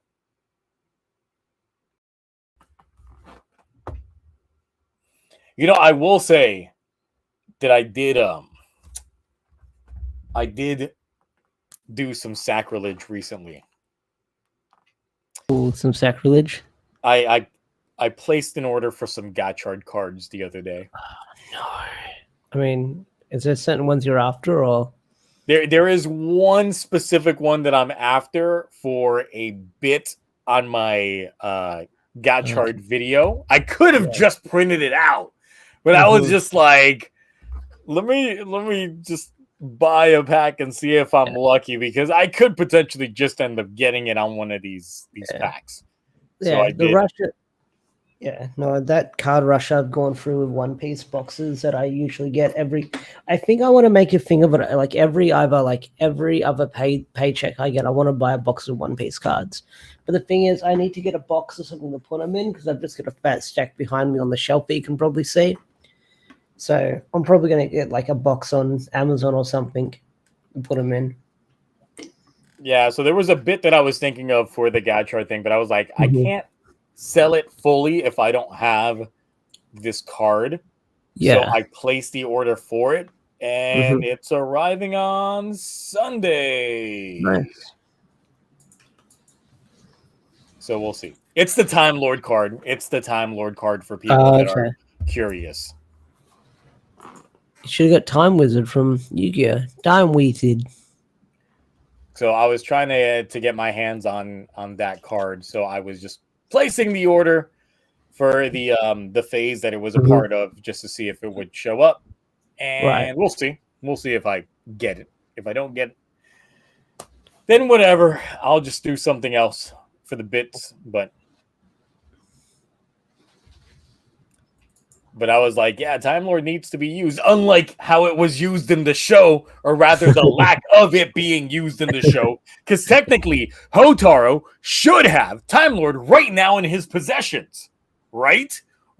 He's got all the Chemi cards. He found it like under an avocado or some shit like that, if I remember correctly. He should be able to use it and fix his own current fucked up time period. You could fix it. He hasn't touched it. He hasn't touched it. So I'm just like, this is dumb. We know that this is like a very OP card within Gotchard. Hotaro gets it, doesn't even use it. Devastating how they go about things. It'd be funny if that's how they fix the show. That's how they end the show. Oh no, we're getting bad end again. It's okay. I've got Time Lord card. Goes back in time and tries to change the end. They reset the entire show. Oh my god, if they do that, it would be the biggest fuck you to everyone. Like, you wasted your time watching this show. Because we're just going to go back and rewrite the story. Remember when we thought that would happen with Gates? I mean, they could technically pull it with Gotchard. I'm just really hoping that they aren't. Yeah.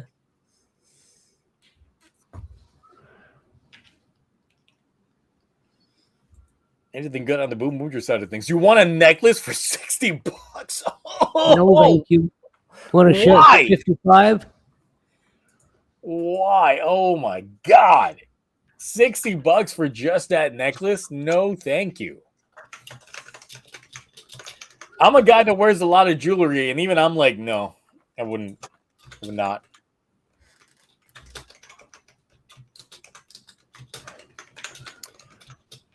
Mini character t-shirt. No. Not feeling it. Plus the off color on them.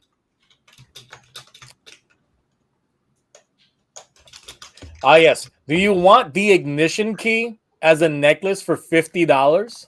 No, fuck off. God, no. Now, first of all, that is actually a big-ass key. Like, looking at it in perspective to this guy's chest, that's a big-ass key.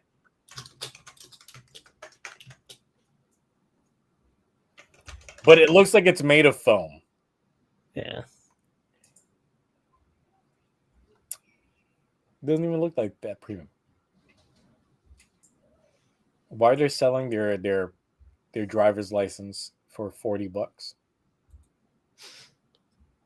Oh, fuck, really? So, do you want their driver's license for $40? And you can print it for free?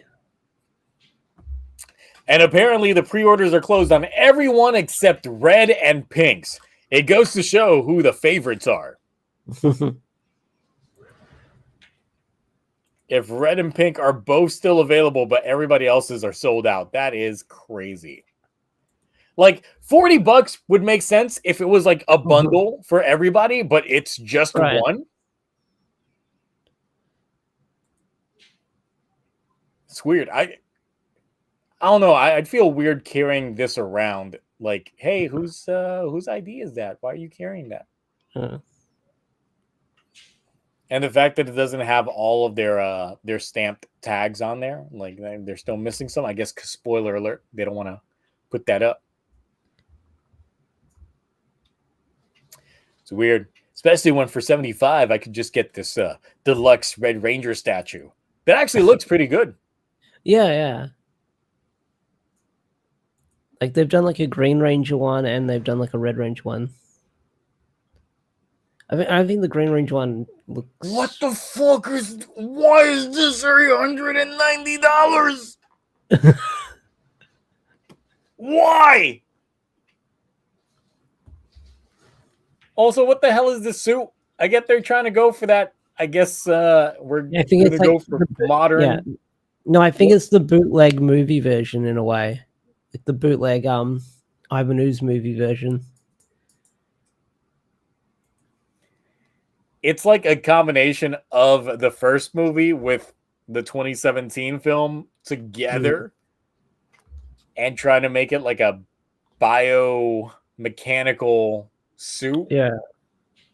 It's crazy like that the third party stuff is putting out like more merch than fucking Hasbro has done this year. Oh yeah, this thing's 2 feet tall. That's why this shit is. Oh, okay. That's like this big. It's huge. But a lot of it's stone. This fake stone, so.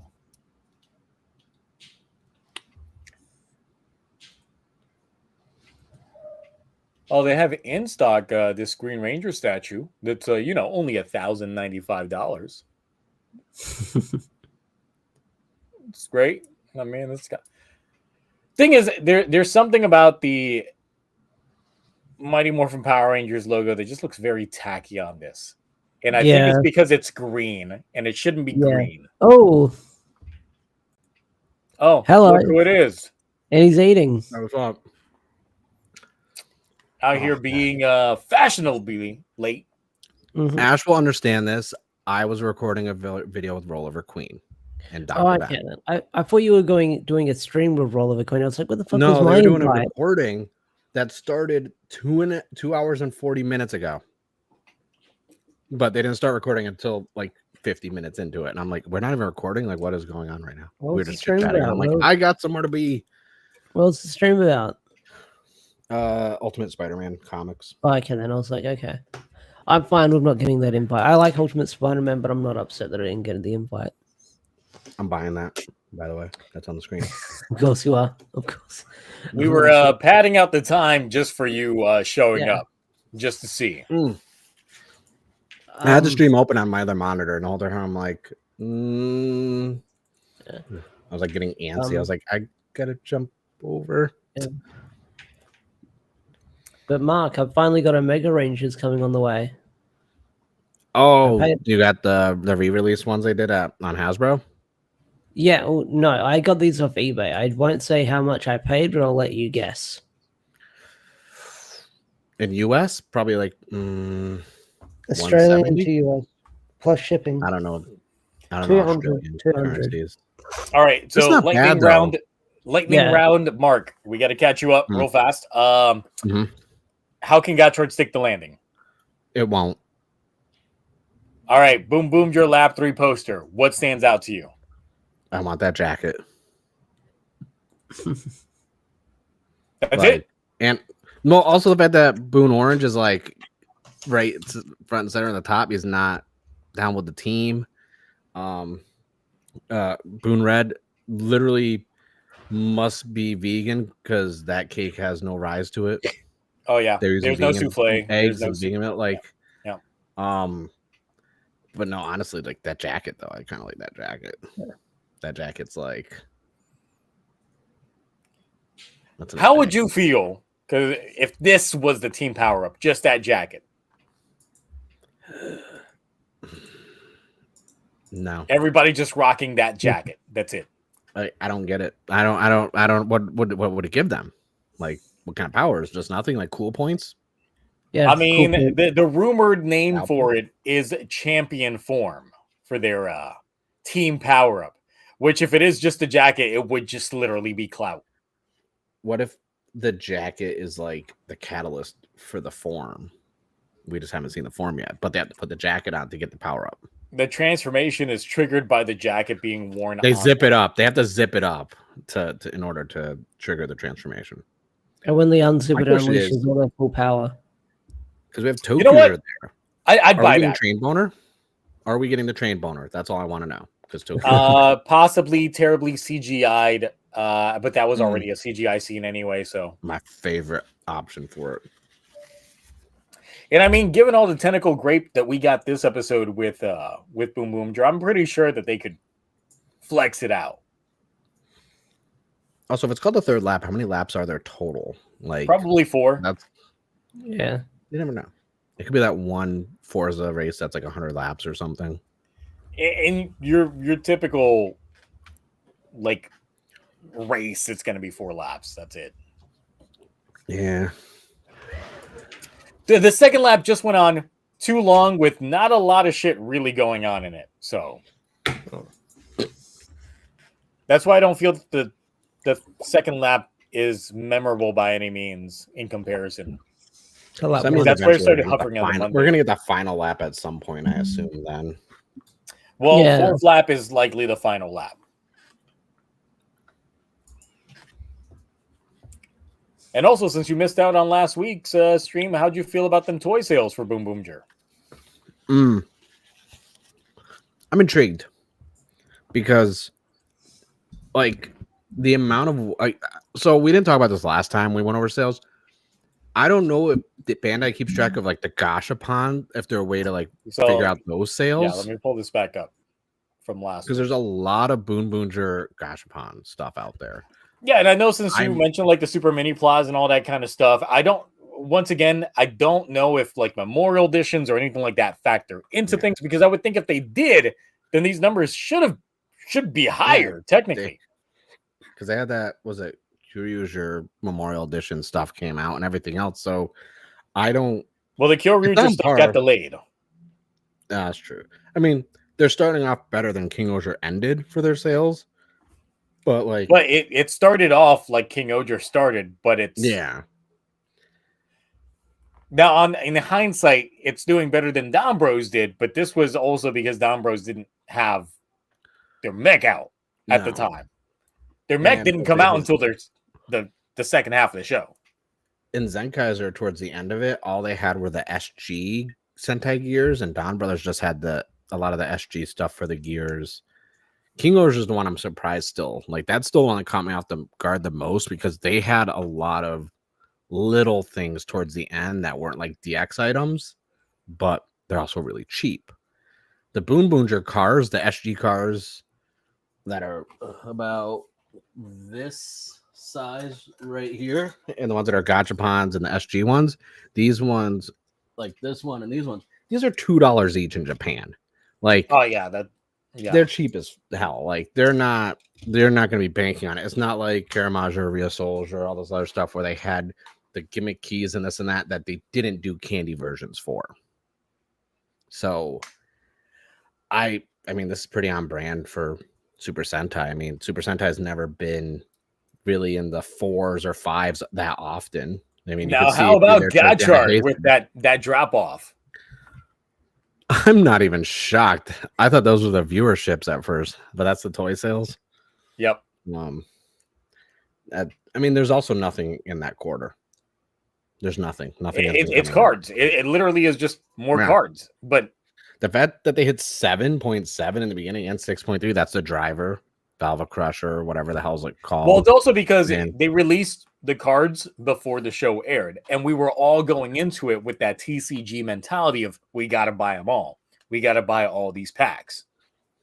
Yes. Then the show came out, and we were like, I don't care anymore. And I think that's definitely translated to these sales of people just like going like, I don't care anymore. Also, it'd be interesting to know exactly when quarter 3, quarter 1 or however they ended, if that's around the time we already saw the Gavu stuff or not. So if this is correct, I think quarter 4 ended with March. Yeah, and then June. So the first quarter is going April, May, June. Yeah. So no, it wasn't. Was Gavu announced in June? When did we were house milking the analytics back then. Let me see. Technically there were inklings of it, but definitely July was all the Gavu stuff. Yeah, because it was like the early July.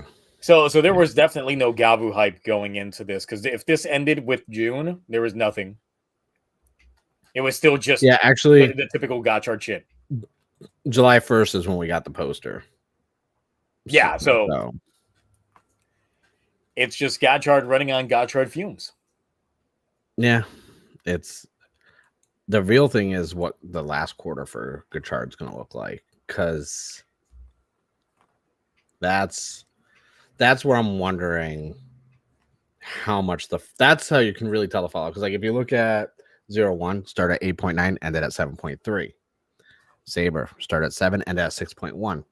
Same with Revice, start at 7 and at 6.3. Those are good. Only losing 0.7, that's pretty good. But then you got Geets, start at 6.9, ended at a 5. It's already at a 4. I don't think anything's coming out that's really going to bolster Gotchard back up, because it's still cards. Well, the thing is, this second quarter ends with it looks like the end of September. So by then, that would be the first month of Gavu's toy releases will technically factor into Gotchard sales numbers. Yeah, but all the big Gotchard stuff's not coming out till fall, like the Daybreak one with the binder and all the cards and this and that. Like those sales are going to be, I feel like a lot of people are hyped for that. But are they though? I like that driver. The binder looks cool. Those cards are great, and I have to get them for my collection. Now, how do you feel about the new units that we have based off of the last set of episodes with the Valverade Kuragane unit and the Majesty unit? What can I say? I know nothing about anything that's been happening at Chard. Like, I don't even look, like, no one even talks about it on social media. So I have no idea. I know he had a silver form, and I was like, wow. Yeah. I mean, have you seen the final boss yet? No. So I want to. Is it bad? It is bad. I shared it earlier. This is the guy. This is the final big hell is that? What is that? This is the final Kamen Rider, my guy. It's Gideon. Why is the villain a Kamen Rider again? Why do we keep doing this? Because he saw the movie and said, I'm not going to repeat what my future self did, so I'm going to become a better, golder version of you with a bigger chest plate. That looks so damn stupid. That's like if I went into an AI prompt and I was like, make a stupid Kamen Rider that's gold. And at first it would give me legend, but then I had to hit the dice to roll again and try another one, and then this one would pop up. I kind of like the helmet. No, I don't. That's a repaint of the movie Rider helmets, Kamen Rider Dorado. I know. But he's got in this one, he's got all these protruding teeth. The teeth they're a nice touch, but I don't like it. And no, this is the best angle he's at. From dead on, he looks worse. Because the chest piece is X-Rex's chest piece. Yeah.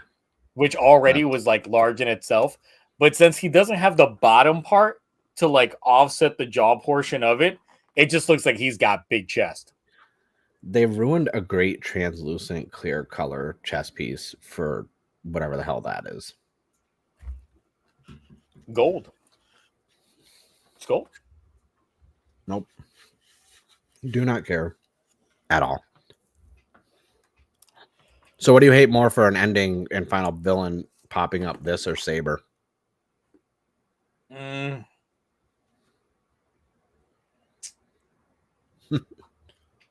It's close. It's very close. But I'm going to say on the weight value of it all, from a show perspective of everything we've gotten so far, Gotchard is a worse season. We got him. He likes Saber. Saber's his favorite. You heard it here. Currently, As far as every single writer show that I have seen, Gotchard is the worst one. I get it. I don't like a lot of seasons that begin with the letter G also. I've been known in the past to bring up a certain fruity season. So I understand. It's just He they didn't have an He excuse. loves Ghost because the G is silent. I love Ghost. The G is silent. Yeah. Well, the thing is, for Ghost at least, like Ghost just got boring. It's slightly repetitive in the beginning because of how many times Takeru died after coming back. Someone wants me to say Gaim is better than Gotchard, but I can't. That's not true. I'm just kidding. Nothing. Gotchard's so trash.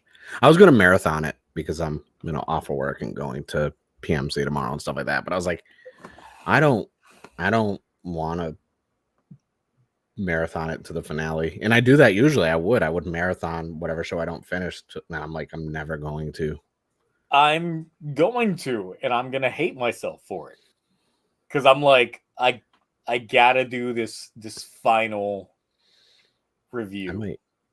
I might stream it just so it'll motivate me to watch the episodes.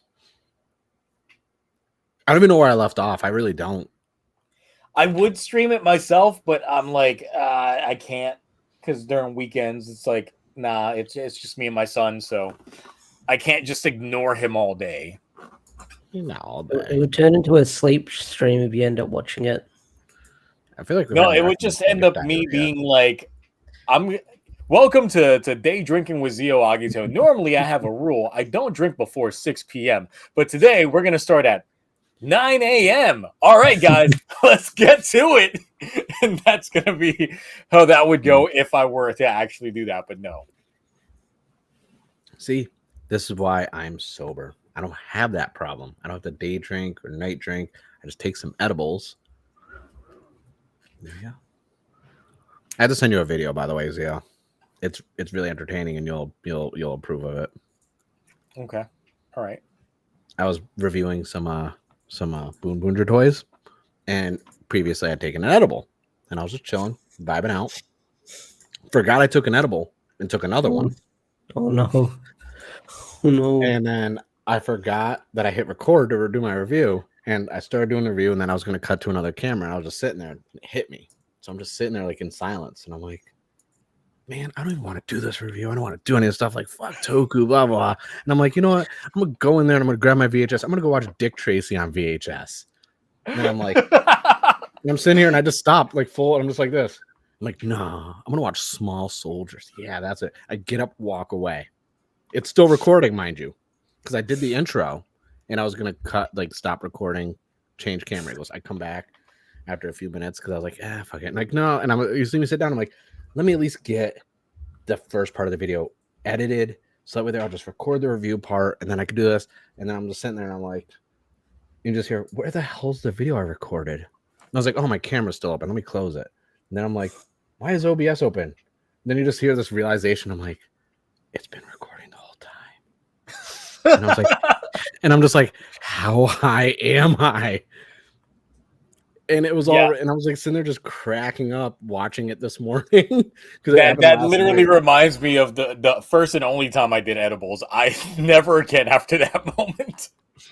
Yeah, so I was just like, I might have to put this up online as bloopers or something because it was hilarious. And like the look on my face, I was like genuinely shocked. But I looked so disdained that I had to review a Toku toy because I was just so tired from working all week. And I was like, stupid, I want to talk about Toku toys. So I don't drink, but I still fuck up a lot when it comes to edibles.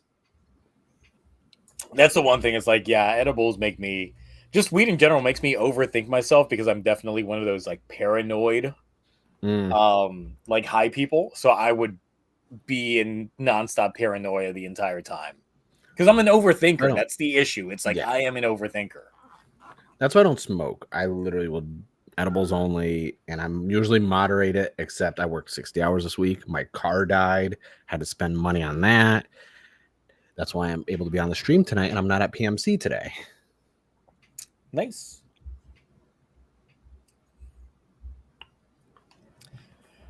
What is the word on PMC currently? I heard that it's been a shit show when it comes to scheduling and all the kinds of shit. Anyway, Yeah. So. All the calendar panel stuff, like 90% of them just aren't appealing. If it wasn't for a few of my friends that are up there, I want to go hang out and see, and also like Little Tokyo's nearby. So it's like, well, I'm at worst case scenario, PMC's washed. I'm gonna go to Little Tokyo and just buy a bunch of Toku stuff because Anime Jungle's there. They have a Toku section. You got Book Off, all these plate Mitsuya Market. So it's like worst case scenario. If I'm going all the way up there, I'll say hi to a few friends. Don't care about panels. Don't really care about like photo ops and signatures. I guess maybe because I've done conventions for so long that I don't care about that stuff as much anymore. Except for Melissa Flores. I need her to sign my Massive Verse poster from Comic-Con because she's the last signature I need. And then I'll just go buy some Toku merch and I might film it and do like a toy haul IRL video and then just come back home. But it doesn't looks like everyone's having fun with their friends, but I don't see anything that proves everyone's having fun from a convention standpoint. Also, I know that's hanging out. Like I saw like the Day Zero tour thing where you go visit like the iconic Power Ranger locations in LA. That looked okay. Like you visit the command center, you visit like where they have the your two high up Billy clip. Yeah, the juice bar. The juice bar, yeah. Oh, that's cool. Yeah. I don't know if it's because I live here, so it's like I don't know if I'm just like, oh, that's cool, like one of those I can go anytime I want type of deals, but not in a snooty way. It's just kind of one of those things like I've never been big on, oh my god, they filmed this here, like that is cool, except for when I was in Hawaii where they filmed Jurassic Park because that's a historical important location. But it's just like the Day Zero stuff looked fun, but everyone else literally were just like hanging out and with their friends and taking photos with each other and like doing henshin videos where I was like, and then today I haven't seen anything really from the convention floor except for people taking selfies with actors. Other than that, I don't even know what the floor looks like. I don't know what merch people they have. The only thing I've seen from the floor is the free Zero figures of Turbo. That's about it. They have a Voltron there too on display. I didn't know they were doing a Voltron. Oh, I haven't seen the Voltron yet. Does that count as Toku for my Toku debt if I buy it? No, they don't have a proper live action Voltron. If it was Voltus 5, sure. Oh, well, it's not. But not. I want to get it. That looks good. I'm a sucker for some good Voltron merch because we don't get a lot of good Voltron stuff. But yeah, for PMC, I heard that they hadn't even updated their website until like last week. No, they updated this week. I think that's so bad. Like, how can you run a convention that badly? No, it's so bad. I think Toku Chris tweeted this out saying that he went there like a couple of days ago and Robert Axelford was still listed as a guest. Yep. That's how bad they're bad at updating their website. The website's been bad. If you go on the live, like the panel list is what bothered me the most, looking at all the panels, because Power Morphicon would stream. They were literally asking for panels. I've been going to conventions since 2003. I've worked conventions since 2007. I know panels. I was pitching gold for panels. None of them are on that list. It's all weird ones. And I was like, really? Like, I was giving gold for free, not even with my consultation fee. And now I know why this is only every 2 years. And now I guess Ranger Stop Atlanta next year is the last year for that. It's ending. Then I got to blow that shit up. Not in that way. No, guys, no, the bathroom after a burrito. Well, Zio, the good thing is I'm immune to burritos. I will be there next year. I have no choice because a few of my friends that go to those were like, you have to go. And I'm like, and I was like, well, it gives me an excuse to go visit family. But I was like, yeah, if it's the last one, I always wanted to go to Ranger Stop. So I will be at Ranger Stop Atlanta next year. It's the last one, apparently. Yep. Orlando's still going to be a thing, though. Okay. It's Atlanta that they're closing down. Okay. So we're still doing this next year. Mark, you want to do TokuTonic live? Like me and you, like literally, they're just chilling in a room. Right. We just start roasting people that walk by. That's all it is the whole time. That's it. And in that corner with the real, someone forgot to wear a dancer's belt with that cosplay. I see you out there packing, my guy. You out here rocking them legends. Your chemis are showing. Your chemis are showing. Your chemis are showing. Legend. Yeah, just you gotta be out there, just with it all. So you heard it here first. If y'all are in the Atlanta area next year, then Mark and I will be there, tearing up Ranger Stop. And being like, man, this is such a small ass convention. It's 2 rooms. Because it literally is like 2 rooms. It is small as shit. When I went there for the first time, I was like, really? They do this? This is such a small ass convention. The dealer's room is the same room in which all the actors are all in like the outer edges of everything. And the dealer's room is like back dab in the center. My friend had a booth and he told me Orlando's a little bit bigger, but like after all the big conventions, I kind of like the small ones. Like Comic-Con this year wrecked me, and I'm over it. I think this might be my last Comic-Con because I've been doing that. I've been doing Comic-Con in San Diego for 11 years straight, except for pandemic time. And I'm like, I'm kind of done. Before that, I was doing New York Comic-Con, so I'm like, I'm kind of done with big ones. I just want to chill. Thing is, a lot of these fandoms have gotten a little bit too big, which is why even like the anime convention scenes it's like it's a fire hazard nowadays just to get through them. Anime conventions are just Naruto fan meetups now, and it's annoying.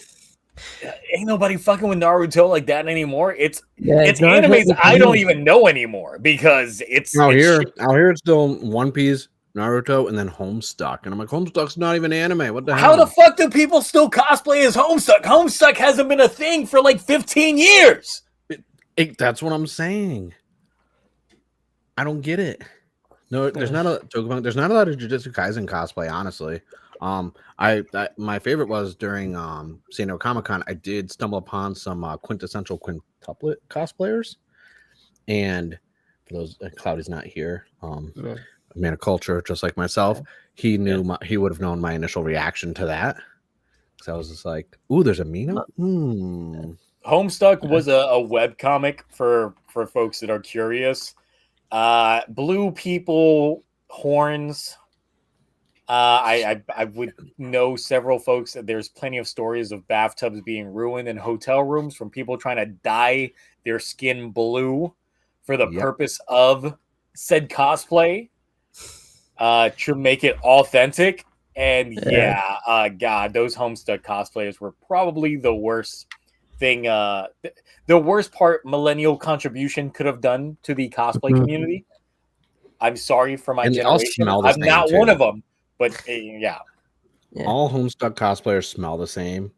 So basically, if you get like a Tupperware bowl and you fill it half with water and you throw some like salami, some Gouda cheese, and like just throw like canned of like refried beans in there and just leave it out in the sun for like a week, that's kind of what all their cosplayers smell like. It's pretty bad. And face paint. Yep. Yes. Well, on my cosplay front, I did finish printing out the chess piece for my 5. And this is once again translucent in terms of color, so the red is going to pop on there. The back piece is partially done, once again with that translucent print job on there. The other bottom part is currently printing now. It's been over 20 hours that it's been printing. It still has another 20 hours left in it, but it's both the parts for the rest of this piece, and then the binding piece for the 2 of them is going to be EVA foam for them. And then there's like a piece that goes from here to the front that is all supposed to be 3D printed as well, so I'll get that done. How are the prints going with the weather there? How are your prints dealing? The weather, actually, it's been raining on and off, but once again, this room, locked and sealed with the dehumidifier, has been working wonders. Because I set my 3D printer up finally, but it's been 104 degrees, and we have the dry heat out here. I've had 3 failed prints this week already. The thing is, it actually dropped in temperature out here recently because it's been a nice, cool 89 degrees. And I was like, oh boy, I need a sweater for how cold it is outside. I would kill for 89 degrees. By the time I get up and I get ready for work and I leave at 6:45, 7 o'clock, it's already 90 for some reason. It's just been unbearable.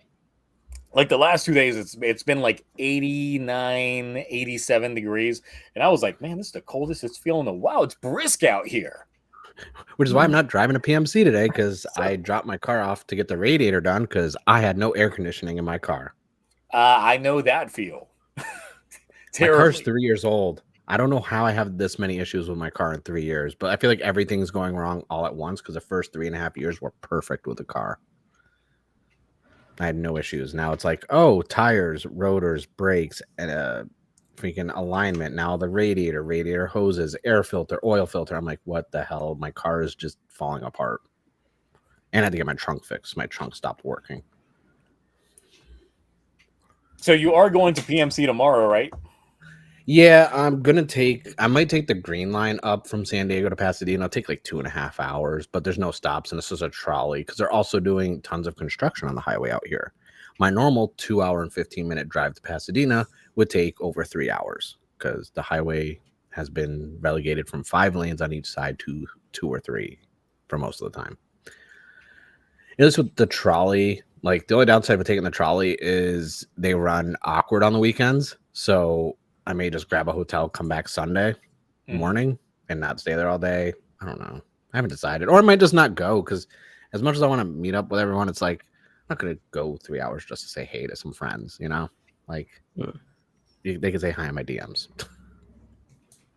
But then it would be impersonal. Yes, but I would have to take the trolley, and I don't trust the air conditioner level of the trolley because my New England, Connecticut blood does not like this heat. You've been in California how many years now? It doesn't matter.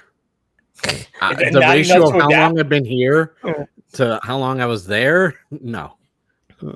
Okay, I was about to say because I'm like I lived 10 years in Connecticut before I moved down to Georgia, but I've been in Georgia for like over 20 years now. So I've lived in Connecticut for like 25, 26 years before I came out over here. So that's a couple more years, maybe I'll get used to it. The other thing is I lived in Pasadena too, and then I was like, I would go to San Diego instead. I could have been walking to the convention. well, here's hoping that we get some decent PMC stories for next week just to see what all transpired in there. Because it is what it is, and I'm just like, man, y'all need to move the venue to a different location because I'm just like, that's too expensive over there.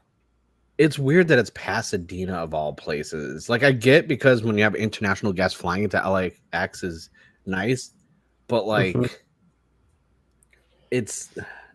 San Diego's easier. You don't have to be in the downtown San Diego Convention Center where Comic-Con is. There's 4 or 5 different convention centers in San Diego. Like, and it's cheaper than LA area. And I was just like, I just don't get why it's Pasadena. I don't know if it's maybe because the organizers lived in that area, so it's easier for them. But like, I don't know. I might have to talk to Karen or whatever and be like, since you're not going to Ranger stop Atlanta anymore, you should because she said she's canceling it because of working, doing all this other stuff, all this other stuff, time to plan and organize a convention. More than one is kind of a lot. So I'm like, I'm gonna have to hit her up in an email officially, be like, if you need an organizer for a Ranger stop San Diego, it's like, let me know. It still seems like a lot of money just doing it over in San Diego versus Atlanta. I mean, Atlanta is expensive, but still, I'm sure Atlanta is nowhere near as expensive as San Diego. I don't know. Depends on where you are in San Diego. But the food here's like, come on now. Carne asada fries. Like we don't have good food in Atlanta. Okay, listen, I ain't saying that. I'm not saying that at all because I do love some. You know that the best wings in Atlanta actually come from a strip club. Oh yeah, that's pretty dope. Yes, the best wings in Atlanta. People be hitting up the strip club just for these wings. Some of the best food I've had has been at strip clubs in Florida or Georgia. So, and possibly Texas, but that's besides the point. I mean, there's barbecue, so. So, Mark, real quick, let's sell Ash on Ultraman Rising and why he should watch it, because it is probably the best thing I've seen in a while. I'm glad that's a react. When you said you finally watched it, I was like, I wanted to ask what you thought, but I was like, no. So this is the thing. Originally, I was not feeling the lead character, his smugness of things all. But within the span of 2 hours, they managed to turn a whole character arc and made it a thing, and just made it work so well to the point that I was just like, I'm feeling for this. They didn't take the twists and turns that I was hoping, but they took the twists and turns that I needed. I like that. That's a good way to put it. Well, selling Ash on it because, well, Ash, do you have Netflix? Yeah, I've got Netflix. I'm gonna watch it. There's a lot on my plate. I gotta watch. I gotta watch Sailor Moon Cosmos. I gotta watch Ultraman Rising. The biggest question I had going into things that I asked my chat on the live stream was like, should I watch it subbed or dubbed? And they were like, you got to watch it dubbed because it was done as an English production first. Yeah. And of course, the mouth will line up with the audio better if you watch it with the dub. So I didn't watch it dubbed. Didn't have any issues with the dub. It was actually a really well done dub, especially with them, treating Ken being, the foreigner, the one who left Japan and came back and all that stuff. Right. I'm trying not to spoil too much because I want Ash to watch it and get his full, unruined opinion when he watches it. But it took elements of all your favorite tonal types of Ultraman. You had the humor in there. You had your seriousness. You had Ultraman, who's a dad. I don't want to say father of Ultraman. You had a lot there. You had mystery. It was a balance of so many different types of emotions while you're watching it. I'm not a parent, so I can't really relate to all that stuff, but I did have legal guardianship of my nephew when he was 2 for a year or so, while my sister at the time was dealing with some stuff. So it's kind of those things where it's you don't even need to really be a parent to kind of relate to the character. Everything was just, I don't want to say simplified, but it was one of those things where it's you didn't have to overcomplicate making this with the story, the dialogue, and all that stuff. Just to have that's fun. Well, there was an analogy that I made during my live stream, and it was that the main character kind of reminds me of Kobe Bryant, where he was very egotistical of himself at first. Then he had his daughters. Completely changed the man. True. R.I.P. Kobe, but still, it's one of the best analogies that I could make in terms of what I was witnessing on screen. The young kids don't realize Kobe pre-kids in the NBA was just built different. Yeah. Just like I tell everyone, you don't realize Shaq in the NBA when Kazam was coming out in Steel, you don't understand that Shaq was built different. Then they changed. It's all of these sports players and shit like that, they were just completely in it for themselves. Kobe specifically stood out because I remember him shitting on the WNBA so much so, and then he had girls, and then he was all about the WNBA. If you ever want to see athletes, go back and watch a lot of athletes when in their first 3 to 4 years when they're professionals. Shaq was literally a kaiju playing basketball, just a beast. No need to dunk. People. No. Oh, he would the hand alone. He was basically a monster from freaking Space Jam. Scary. Patrick Ewing was scary. But yeah, that's the entire thing about this film is it also brought up a lot of sentiment towards hate in terms of the human faction of things, because that's something that I've been getting a lot from a lot of my Ultraman viewings is sometimes the human forces are the bad guys. It's not the kaijus. The kaijus are just trying to live their life. What kind of cookie you got? Or is that a cosmic brownie? Birthday cookie. Birthday cake. My protein quest. Mm-hmm. All right. I see it over there. I fuck with the Quest stuff, even though it's very expensive for just 2. I know. I get the complete cookies. I only get them over on special when I do my shopping, and you only get 2. And it's fucking bullshit. Yeah, I get those, and then I get the weird cookies with the 2 stoner guys on them that are high protein and vegan. Oh, I know the ones that you're talking about. The complete cookie or whatever it is. It's like something in Larry's complete cookies. Yeah, those are delicious, but they're like $5 for one cookie, $5 or $6 for one. Usually over here, they're like 2 for $4. Another reason you should come to Atlanta. You're just gonna do grocery shopping while you're over here. I have no confirmation, but we are leaving California, so okay. The housing market is bad out here, and I can only imagine. I'm running out of space for Toku toys, so and she's running out of space for all the stuff I've been buying. She's been buying with our money, so I'm like, we should just get a house, and I was like, not in California, too expensive. Yep, and then you can do whatever the fuck you want. Like I'm thinking about like changing out these entire walls to literally just building in like shelves into the wall, and changing out the white into like black or something a little bit more upscale, a little bit more classier than just white walls. I like the IKEA stuff. I saw a video where someone took a whole bunch of the IKEA shelves that are kind of like this one, but taller, that go to the ceiling, and they framed in a whole 2 walls with just those, and that was the actual wall. And then they framed the rest of the room to match the level of those, so it wasn't like sticking out. And I was like, that's a good idea. Yeah. And I could set up my Pokemon Snap Blockbuster machine that I have in storage back in Connecticut. So back to Ultraman Rising, Ash. Another reason why I got to sell you on this is the end of Cell games. That's all I'm gonna say. Ooh, okay. It's so messed up that like it took me a second, and then I was like, wait a minute.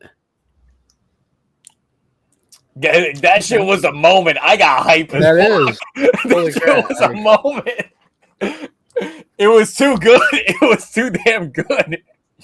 Okay, I'll make a day of it. I'll definitely try and watch it. It is. No one's made that reference either. That is.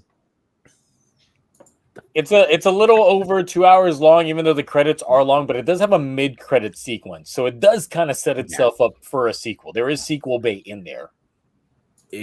I think it's gonna get greenlit because it was not only #1 for weeks under just regular movies, it was #1 in the kids section. I think it's still in the top 10 for the kids Netflix. When you hit kids, when you log in. Look, I'm probably gonna watch it tomorrow with my son, like just so he can watch it, because I'm just like, this is good. I've watched it 4 times. It's really good, and I'm not and on paper, it's not something I would normally like from an Ultraman standpoint. I like the darker stuff like Ultra 7, Ultra 7X, and things like that. But now I'm like, this. Give me more Ultraman like this. This is how you get non-Toku fans, non-people who don't like Ultraman. This is how you get them into it. My wife was like, that was a cute movie, but then she was also like, that was some great animation. She's like, there's very few movies in the last couple of years that have this level of animation. I would say it's similar to like the Spider-Verse films that we've been getting from Sony. It kind of looks like it took a lot of its cues from the first Spider-Verse film, because you can definitely sense that on there. But from the color and the streaking and stuff. Yep. But the frame stops and shit. Yeah. She pointed out the other 2 other films that had better animation, she thinks, were both from Imagination. Super Mario and then the Migration movie. She said, other than that, this destroys all the other stuff like Wish and everything else. She's like, that's better than all those other animated movies. She's like, and then she even asked me, is there more Ultraman stuff like this? Is this a show? I'm like, it's just a movie. She's like, is there more? And I'm like, not right now. She's like, I'm like, well, we can watch these. I got Mebius and Nexus. She's like, I don't want to watch those. It's not animated. She's like, it looks stupid. Now, the one criticism that I would have from that is, look, I'm a hardcore Nintendo fan, like super fanboy. And even I would say the animation in this Ultraman film is better than the Super Mario Brothers film. because the Illumination's style has gotten so expected. It's not special anymore. It's very samey after a while. And sure, it's great for some aspects, but the action shots for Ultraman Rising are what definitely sell those points and really what elevated, similar to how Spider-Man, like Into the Spider-Verse, was when it came to its action shots.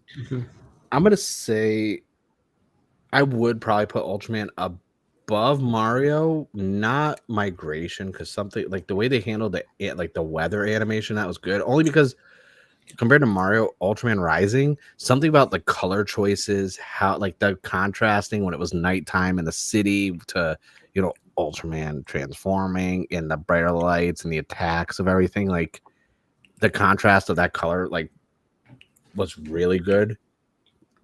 So, but from a scale standpoint, I feel like Mario could be better. Like when they were showing like pan out shots of the Mushroom Kingdom and everything else. Well, yeah, that's the one isolated standpoint.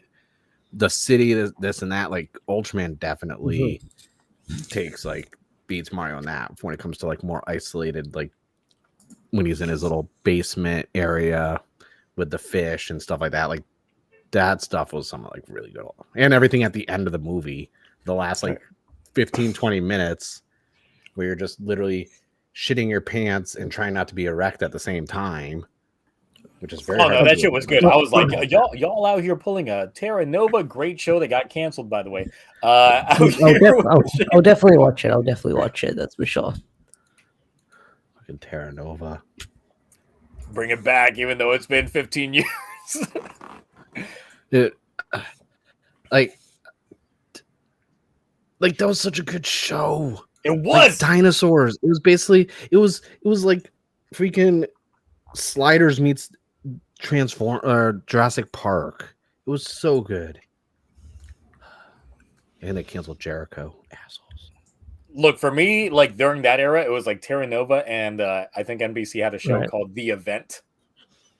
Oh, I love The Event. I know exactly. Dude. All got canceled way too early with like teasers for their second seasons that never came to fruition. I was like, man, that sucks. That really sucks. Those were really good teasers. I have Terra Nova on DVD somewhere. Terra Nova was really good. The Event was really good. I hate that y'all canceled all these, but at least there's faith in Ultraman Rising, keeping it up for like the next film. So yes, definitely watch that, Ash. I'm gonna probably be watching it tomorrow. No, I'll watch it. I'll try and watch it tonight. Crazy. The thing is, I watched it on my computer monitor for the stream. I gotta watch it on my OLED because I know that shit's probably an HD. I might watch it on my OLED downstairs. I might order in dinner tonight. I'll watch Ultraman Rising. I order in like some pizza on my 70-inch because I have the Samsung like 4K QLED or whatever the hell it is, but I have that Govee light thing that senses the TV and matches behind it. I watched it with that the other night. Shit, like I was like that. I thought I was going to have like an epileptic seizure from all the colors being thrown up on the wall during some of those fights. And I was like, but it still looked just, without spoiling anything, it's one of the best, like, animated Toku adjacent, Toku inspired character, like, that we've gotten. And, you know, it really makes me wish that we have gotten this from Kamen Rider or Sentai or something like that. Like if they were just going to take this plunge. Because the thing is, Garo's had anime adaptations now for like 10 years. So it's kind of common ground for Garo now. And Ultraman's been dipping into a lot of this shit since the 80s. It's been on and off since they've been doing all this. But in terms of like this level of production values is a whole different story. But you know what? I would be curious to see a animated Kamen Rider project in this type of atmosphere. Would you go Showa early Heisei so there's not a lot of riders, so it's more I might dip for a bit. I'll be back later if we're still on. We got like 30 minutes left if we're still stay on, so we can. You want to just say your piece now just in case? Yeah, what kind of piece do you need me to say? What you got to promote? What you got? So I've got my latest video. They did 50K. No, I feel like we should talk about that. I won't leave now. We got 30 minutes left. I'll talk about that now. Okay, I thought I was going to dip. I'll stick around. So yeah, Mark, what did you think of the video and the controversy? Oh, it's okay. Listen, Yeah, unlike everyone else, I will publicly say, "Fuck that guy." Like I Yeah. don't care. He's Yeah, a like, lot of I'm gonna people get say my fuck that guy. lawyer one. You're a Yeah. movie guy and you have one lawyer. That's it. Mhm, Pick a state. Texas, I got 2. Connecticut, I got 1. Like, mhm. bro, that guy is such a joke. I Yeah, know he's not gonna see this, but I know he's at PMC. but yeah, Aaron's at PMC. Oh, And I was gonna make a list of people to talk to and try and get on camera, maybe do a quick little interview with Mhm. him, ASJ. You know, I'm gonna get all Mhm. the. I'm just gonna try and talk to all the notorious people because I have little lapel mics now for my phone. So I was like, oh, I can go around Nice. and talk to people now. But it's stupid. It's you were talking. You did not talk matter of factly. Allegations, speculation. You were very correct in how you worded everything to the Yep. point where if someone wants to rebuttal things, Yeah. say They can- Zio makes a video about me and he's like, oh Yeah. yeah, by the way, like marketing get- black. I don't know why I went there, but I'm gonna go there. And I would be like, well, if you want to discuss my lineage, like or anything like that, like hey, if there's a problem, we could set you want to talk about this privately. He was literally basically trying to threaten you into an interview. And it was the comment section that hurt him the most, it sounded like, more than the title. Dude, the comment because section everyone, I didn't even read the comment section. Oh, you got to read the comment section. It'll never be anything we will ever have bad said about us. In any, like, if you want to feel good about yourself, just read the comment section about that guy. And the thing is, I met him at the last PMC. He was super nice to me. We were chill. Yeah. Like we were still kind of chill, like because I covered his toys that are coming out for Legend of the White Dragon when no one else was. He's a really chill guy. Yeah. He just see it as chill. He's a dick. No, he's but obviously everyone can come across as chill. He's kind of a dick. Like I'm chill, but I'm also a dick, but I don't hide it. People know I'm an asshole. I think he plays like the nice guy, but those DMs that I leaked and showed kind of as a lot of people have messaged me before, they have showed some chunks in his armor that has sort of been left. But hey, I got the Johnny Young Bosch follow from this. Hey. I think it's from this. I just opened up Instagram. It's like Johnny Young Bosch is following. I was like, is that the real Johnny? And it's got the check mark. I was like, that's the real Johnny. I was like, does he know? I think he knows. He probably does. Maybe he knows. That's why he follows. He's like, that's why I leave all the projects that have to do with that guy. Because he's left basically almost every project. Like he left the order before all the stuff hit the fan. I think he did. Didn't he leave Legend of the White Dragon? I thought he was supposed to be in it. He was in it. He left in it because apparently he didn't want to get money from people when they were kickstarting it during COVID.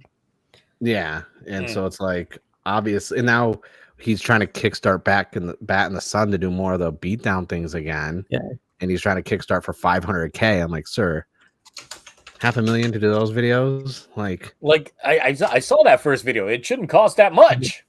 Yeah, no.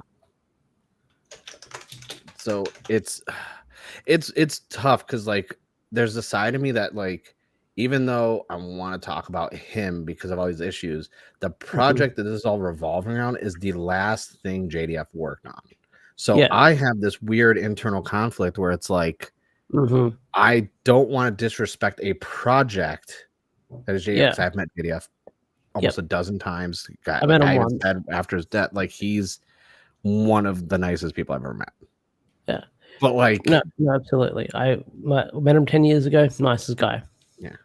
But like the Aaron, whatever the hell this guy's name is, I don't know. I call him bitch in the sun, but like I don't like he's just like kickstarting 500K for this. And I feel like the movie keeps getting pushed back. I feel like he's trying to offset some funds somewhere. There's something allegedly.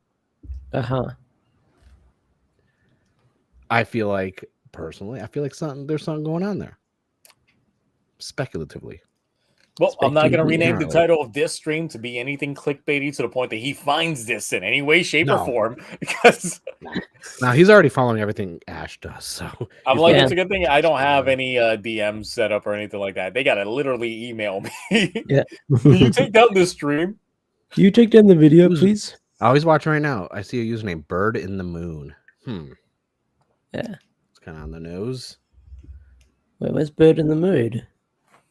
It's kind of like the opposite of Bat in the Sun. But to quickly answer your previous question, Mark, I would say if they were to do a writer in the style of Ultraman Rising, I would say Zed Cross in the SIC style. Yes. Oh my god. What a good it's so sexy. Holy shit, that looks awesome. That's so sexy. I wish Outsiders wasn't what it was, and instead it was just a show based around the SIC forms of stuff. Like, let me get that SIC Zet Cross in that animated style, and we get the proper storyline of Zet Cross, aka the Kamen Rider Spirit storyline that they said themselves that they wouldn't adapt to live action, but if they could get it, because the majority of the Kamen Rider Spirit storyline was Zet Cross focused to begin with. True.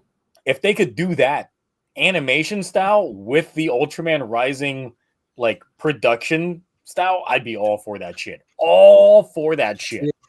Give it to me in my veins. Going? Is Spirit still going? I think it still is. Yeah, it's just not as frequent because I have like up to like I don't even know how many volumes like translated on my tablet, but I know they had a new one like a couple months ago, and I was like, this shit's still going because I fell off like 20 something volumes in. Damn. That's so many early volumes in. Yeah, I thought it ended, and then I was like, there's like 60 something volumes now, I think. There's well over that. 60, like, holy shit. I'm not talking about chapters, I'm talking about actual manga volumes. Oh, okay. That's what I mean. Like, that's 60 volumes is still an impressive feat. Yeah, each one's like but yeah, it is still going chapters. On. Yeah. I'm trying to think. I feel like if they were, I feel like they would pick something Reiwa. I feel like they would pick 01 for some reason, or Kuga. I feel like that's the two they would go with. Or they could do like Rising and pull an original Kamen Rider, literally something that is unique to the animated universe. Because Ultraman Rising, by the way, Ash has no tie-in to any previous Ultra whatsoever. Yeah, that's good. That's good. Clean slate. Yep. And there is some mentions towards the end that you're going to be like, oh my god, but then there's some kaiju Easter eggs too for the kaiju fans out there, which I thoroughly enjoyed. I was like, is that? I was like, ha. Did you read Ultraman Cross Avengers? Like I just finally picked it up. I'm actually going one of the reasons why I want to go to PMC is I want this Kyle and Matt sign it. By nice. Kyle. Oh, that's really good. Yeah. Because I need to read that. I got Avengers, but I only see Spider-Man on there. So no, Iron Man and Captain Marvel's on there. Yeah. So the Avengers in the roster for this comic is like Sam Wilson, Captain America, Captain Marvel, Iron Man, Tony Stark, Peter and Miles, Wasp, and is that everyone? I think that's everyone. Yeah, it's everyone. Yeah, the Spider-Man and Ultraman manga, though, is the chapters are being released on Viz Media's app. The full, actual physical copy is not coming out till September of 2025. Oh, okay. Because people want me to cover the manga on my channel. It's like manga is like very Wild West with Shueisha. If it's going to get struck. Because Shueisha... block the footage in some way, shape, or form. Get background. No, honestly, just do a camera review like we're kind of doing right now, honestly, because that's what I'm going to do, because I read it. It's actually really good. Right. So for some reason, comic book properties on manga is better than the comic books, because I started reading a Batman manga and a Superman one, and I already read like the Spider-Man Red one manga, but then they have a new Batman Joker one that came out where basically the Joker has Batman that's not happened to Batman. Now Batman's a little baby and the Joker is raising a baby Batman. It is so outlandish, but it's more original and it's actually more entertaining than anything they've been doing with Batman in the last 10 years for comics. I was about to say, 10 years, because I would say 10 years ago was when we had the Batman White Knight portion of it, in which the Joker became the Batman. And that was honestly one of my favorite arcs that they have ever done. And 10 years ago, I was like post New 52s, right before Rebirth or right Yep. after Rebirth. So That- it was good. That was the last the time everything Rebirth was era. good. Yeah, that was Yeah. that whole introductory phase, which was good shit. That's the last time I had invested so much in comics. But I just like that out of nowhere. It seems like it hasn't been overnight because I've been covering it for years now with the Mill Creek ones. But it seems like overnight Ultraman is just fucking everywhere. Because everyone's like, oh wow, Ultraman has a Marvel comic. It's like there's already 3 different arcs. There's Rise of Ultraman, Trials of Ultraman, Mystery of Ultra 7. Now we have Ultraman X Avengers. All of a sudden we have Ultraman Rising blowing up on Netflix. We've got Ultraman toys in Walmart and Target that are selling out. Honestly, if Super Eye keeps this trajectory, I can see them completely overshadowing it. Well, already in the West, I would say it has more notoriety than Kamen Rider Super Sentai because it doesn't have the stigma of Power Rangers because it looks completely different. That's the thing. It looks completely different. But I would say if they keep at it, then they could definitely skew way more ahead. And I want them to, for the sake of Toei opening their goddamn eyes and just seeing what they're not doing right. It's going to take... See, if I was Toei right now, I would realize Hasbro's messing up big time, right? There's a gap. Well, Hasbro's not doing shit. I mean, exactly. As Ash mentioned earlier, it's been like a year since Cosmic Fury ended. So, also, I think it's really funny. All the actors are basically there at PMC, and there's no Cosmic Fury panel. There's no panel or nothing that they're a part of. They're just meet and greets and freaking photo ops. And I'm like, and I even pitched it. I was like, if you guys get the person there, you could always have, because you also have people from Once and Always that are freaking there. It's like, how do you not do anything with this stuff? Because there's a whole 2 years since the last convention. You have so much right there you could do, and choosing not.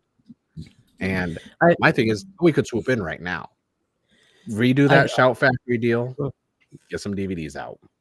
I think I said this in my comment section when someone said, "Oh, I hope we get a really cool announcement at Power Morphicon," and I was like, "We haven't had a really cool announcement at Power Morphicon since 2018." Power Morphicon. Well, we did have that. We had the accidental. Yeah, but that leaked, and apparently Hasbro didn't even want to do it. Hasbro didn't even want to do it, according to Joe from the Illuminati. So they did. Oh no, they didn't want to. No. Power Ranger actor MMA fight. Let's go. Where was I saying that? I feel like Power Morphicon's becomes kind of a shell of its former self. It's more of a like, what's that gaming convention in Washington where everyone gets drunk and meets up? Not PAX, MagFest. Oh, MagFest. Yeah, I think it's basic. Power Morphicon's basically the MagFest of conventions where people just meet up. They hang out. The thing is, it seems like a lot of the hype now seems to be more towards the Japanese actors. Yeah. Everyone's excited. Decades there and this and that, and it's like, which is not even Power Rangers or related because it's Kamen Rider. How bad it is, and I don't want to say how bad it is because it's talented people. They started inviting voice actors who have never touched anything Toku before as guests now for this year. They have there's tons of people, no one who's ever been tied to anything Power Rangers related are guests there. And I'm like, and then they have the VTubers, and no offense to the VTubers. Actually, I don't give a shit.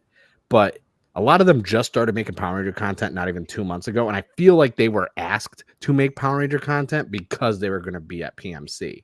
Because all their stuff isn't even reviews or retrospectives. It's reacting to openings, reacting to the theme song. That's the low-hanging fruit. Yes.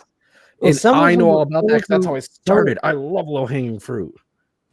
Some of them are pretty good up talk to here and there. Yes. Well, there's the one dude that has the VTuber that's like this with the face that's like this and like the ears and the hair. And I'm like, they're cool because they've been making Power Ranger content for a while.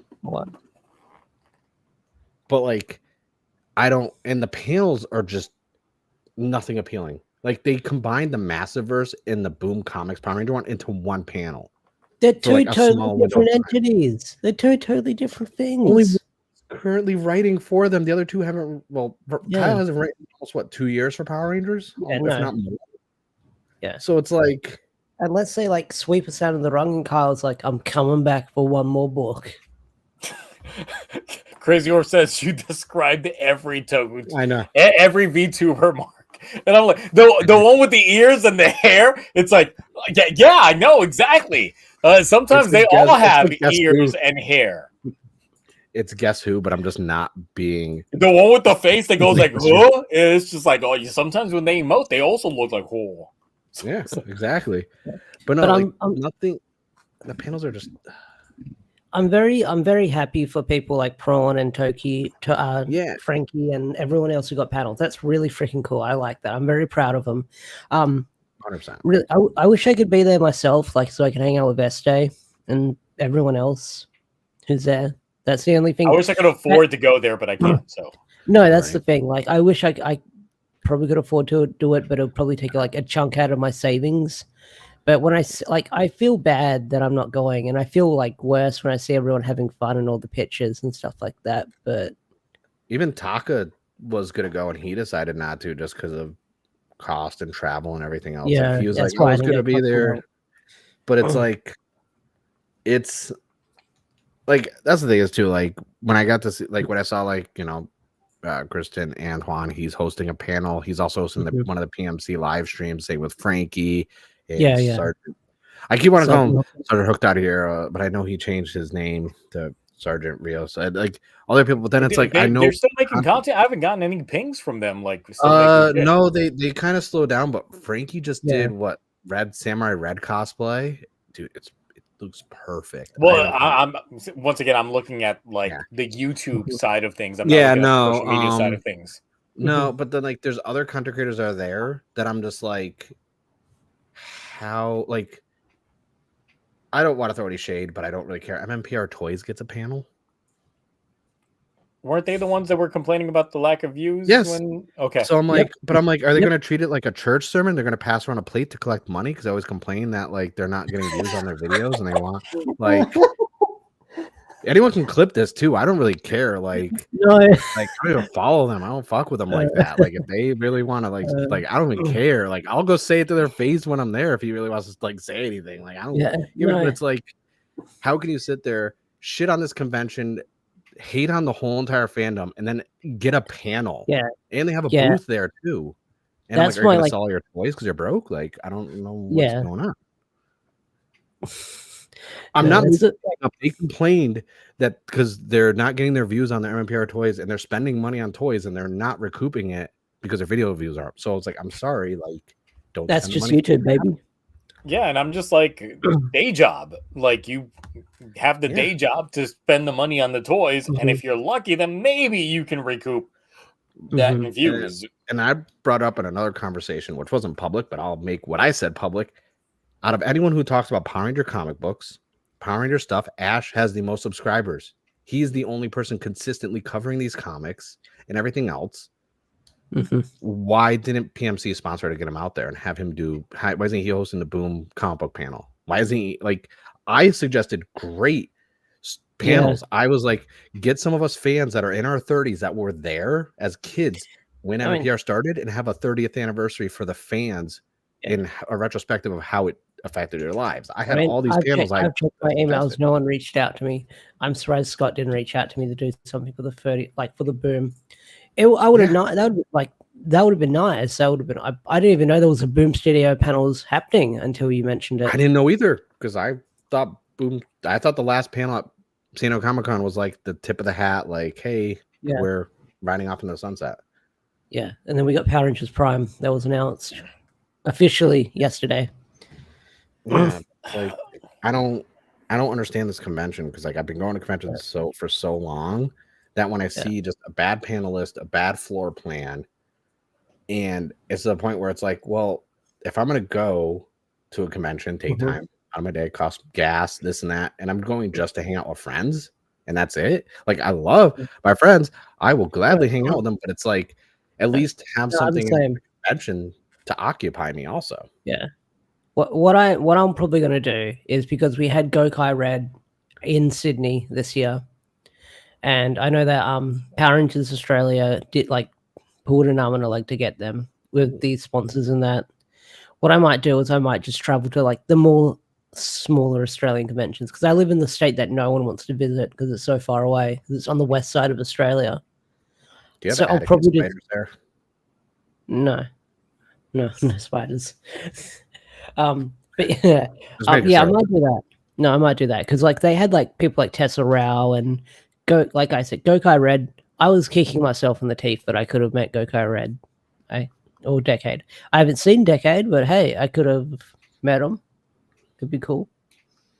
If they want me to go, they get freaking Kanzeki from Blade to show up, and I will walk there on You'll walk to a glass. What if they have You- a whole Blade cast reunion on stage? Whatever there was There's a Blade everyone. There's not enough baby oil in the world for my Yeah. body to not be that moist. What if there was like Blade actors in Australia? Would you come and fight? And you have to confront a spider when you get off the plane. I will. And The things I will do to that spider. Mitsuki's actor shows up and grabs one of those spiders and uses it to fake henshin Yeah. by putting it on as a hat. No, okay, so Torgal, they didn't get Blade at PMC. They had Blade at Japan World Heroes, but I think it was like 2014 or 2016. But that's Santa Barbara. Yeah, That's not- someone in chat, Torgal Advent said, didn't they have Blade one time at PMC? Nope.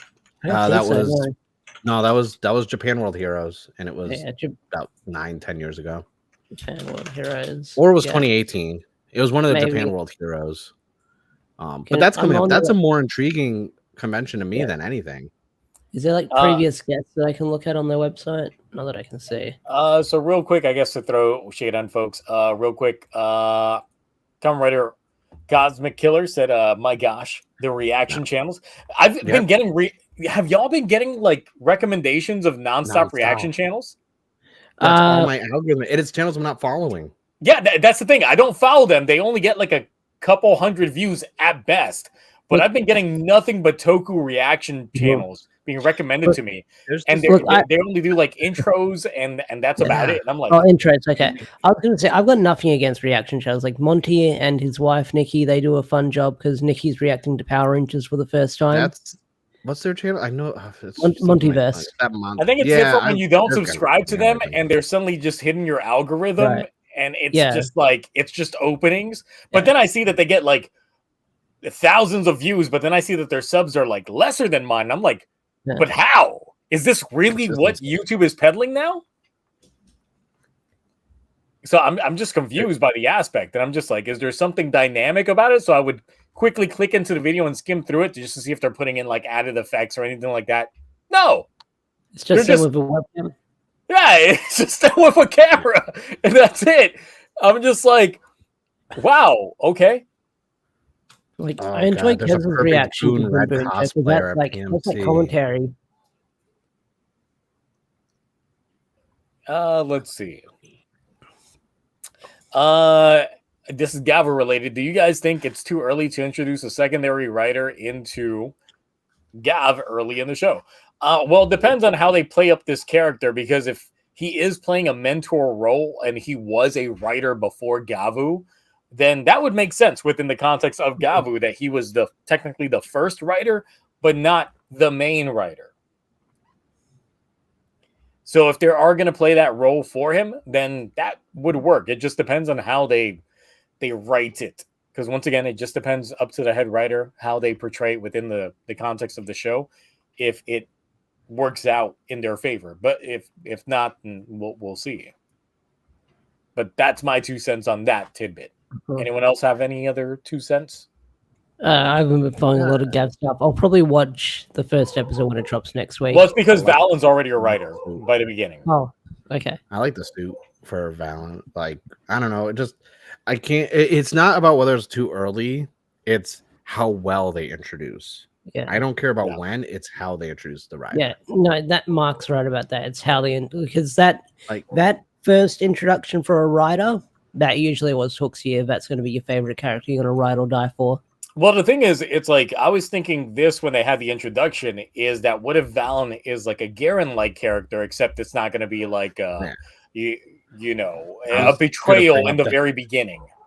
That's the reference I was going to make too. It's like when you watch the first 2 episodes of Blade, you would assume, even though it's named Blade, but Garen's already established. He's the elder and more experienced and bored. And then you see Kenzaki just like henshin and start fighting outside in the dark. It's like, so you're not generally introducing him as the secondary. You already know, hey, that's Tachibana.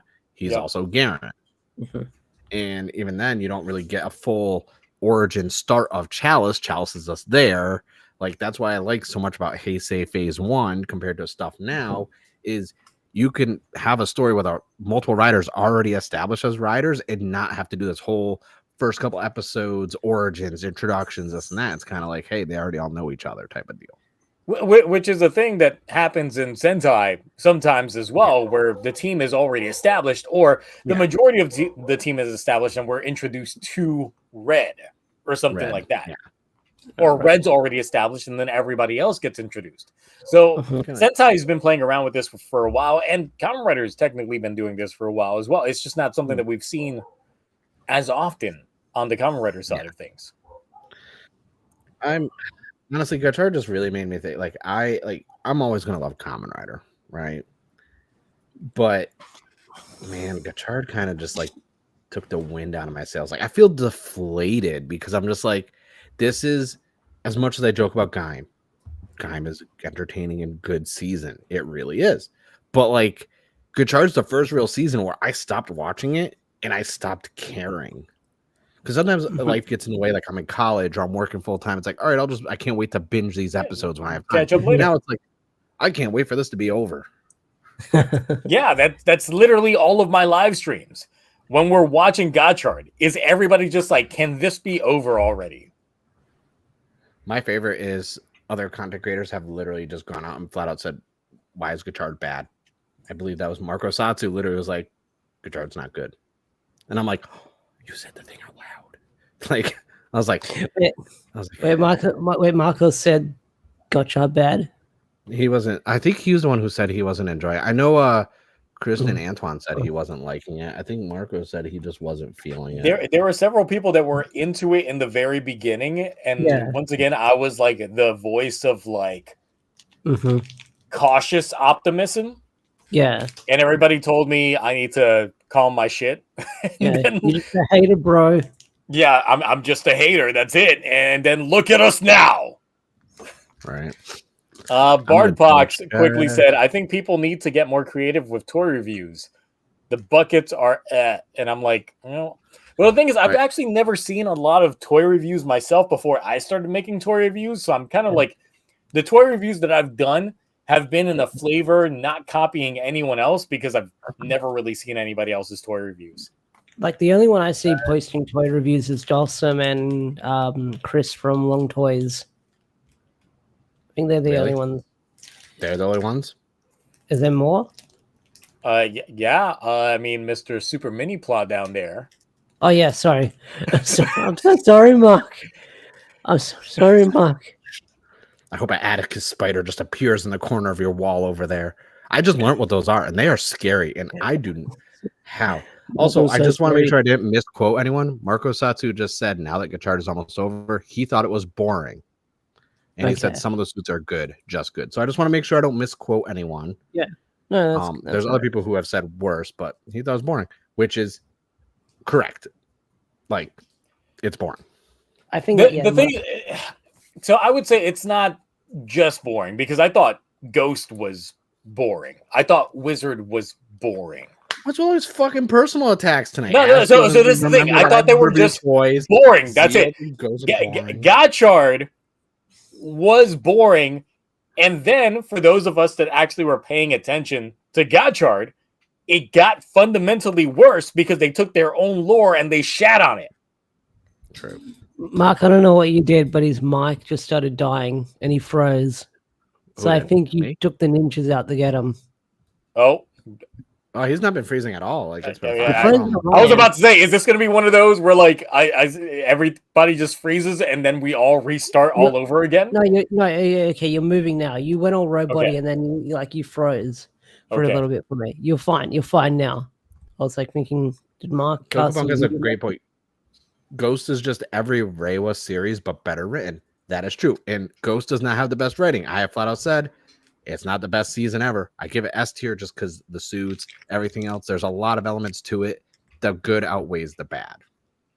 And Wizard is amazing, so I like Wizard and Forza.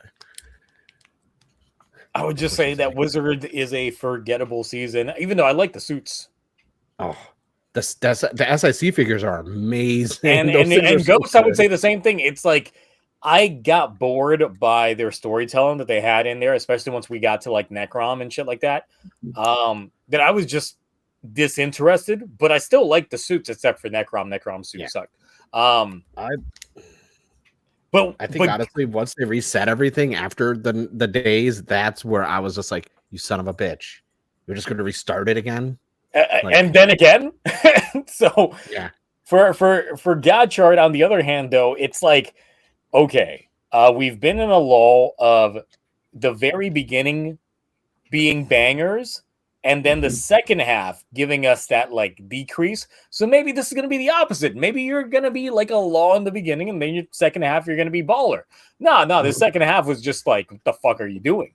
The fuck are you doing? Stop playing with yourself. Just stop. Just stop that. That kind of shit. Like you're telling them to quit it, and they just keep doing it. And then you tell them to stop playing with that toy, and then they pull out another toy. It's like, stop. Please stop. There's problems with this. And that's Gotchard. And they could have done so much with the trading cards.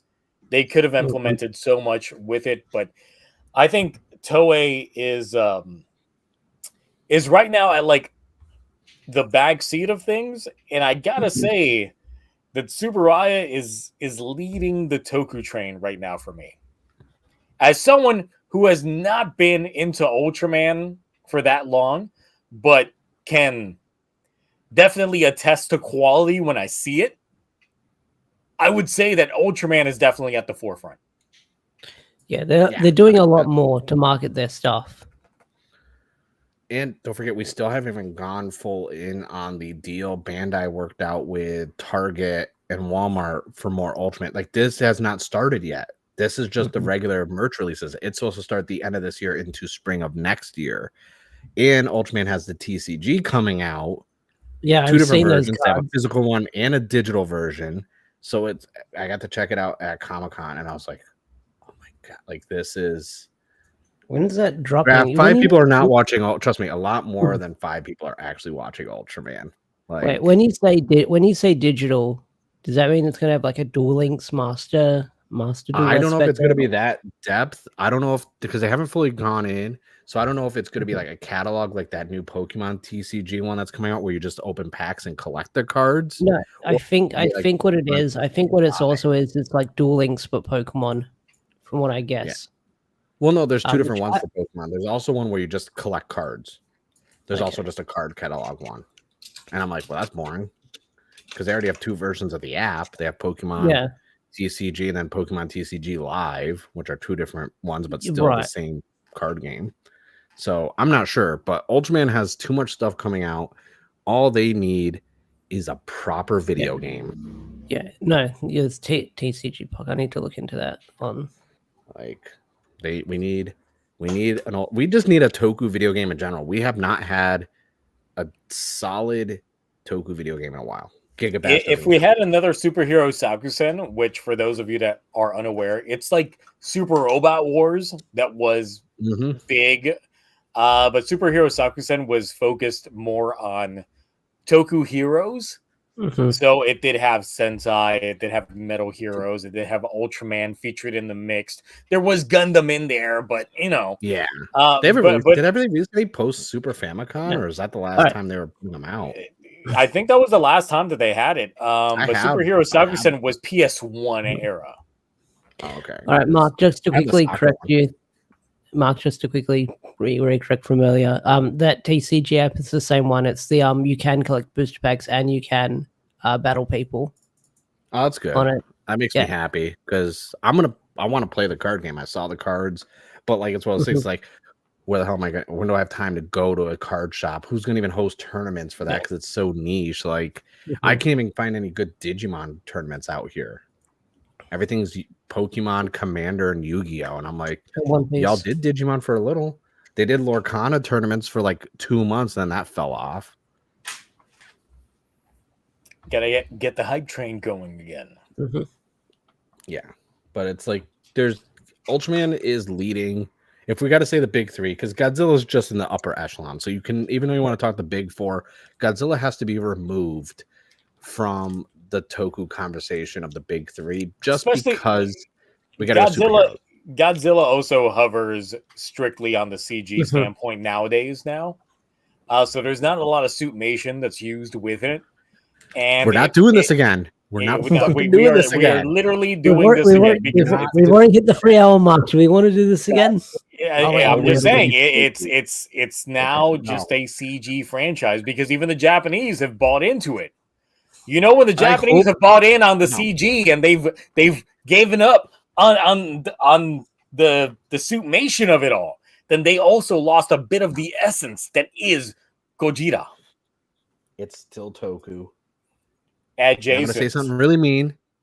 I'm gonna say something mean, but just know I don't want to hurt your feeling. I hope your current 3D print fails. That's kind of mean. It's okay. At least at the halfway point, I can re-slice it on the thing and just. I hope no. That's too far. That's too far. I'm a gentleman. I have a college degree. I'm not going to resort to 2004 mark. Those were dark times. You know what? Godzilla's always going to be Toku. But regardless, we have to remove Godzilla from it just from the standpoint if you watch Toku superheroes. Ultraman is too far ahead of everything. Toei doesn't care enough. I don't think they care enough to catch up. And even if they do decide to catch up, I don't think they could. Because of how they're licensing. And even look at Geats. How many people bought Geats on Blu-ray? For $100. To be fair, who wanted Geats on Blu-ray? No one, because there's no specials. There's nothing involved with it. It's just the show.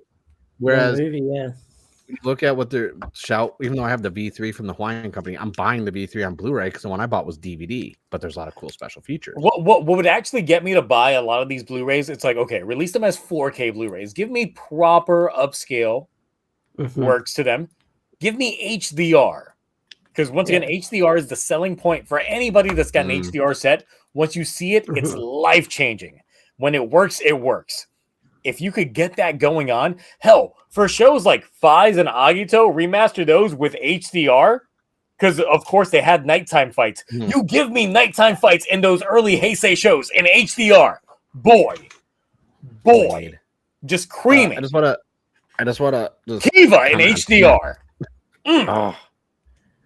Kiva would be peak. I just want to comment on two things in the chat. Zero Hopper, Zio is Redman host. Redman, unlike the 01 shitty comic, Redman has a comic book that's currently been out for almost a year now.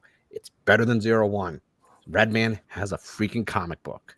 Now, in terms of Redman, I've seen a lot of brain rot that is Redman. Oh, it's brain rot. He's just beating the fuck out of kaijus. He's just rolling up on them. And for 8 minutes straight, just beating the fuck out of them. That's all it is. That's all you need to know. That's literally. Well, no, they have a new one too. There's a brand new run with a really freaking good artist. So it actually looks, and the covers are insane. I don't have any over here. I'll get them out of my box for next week.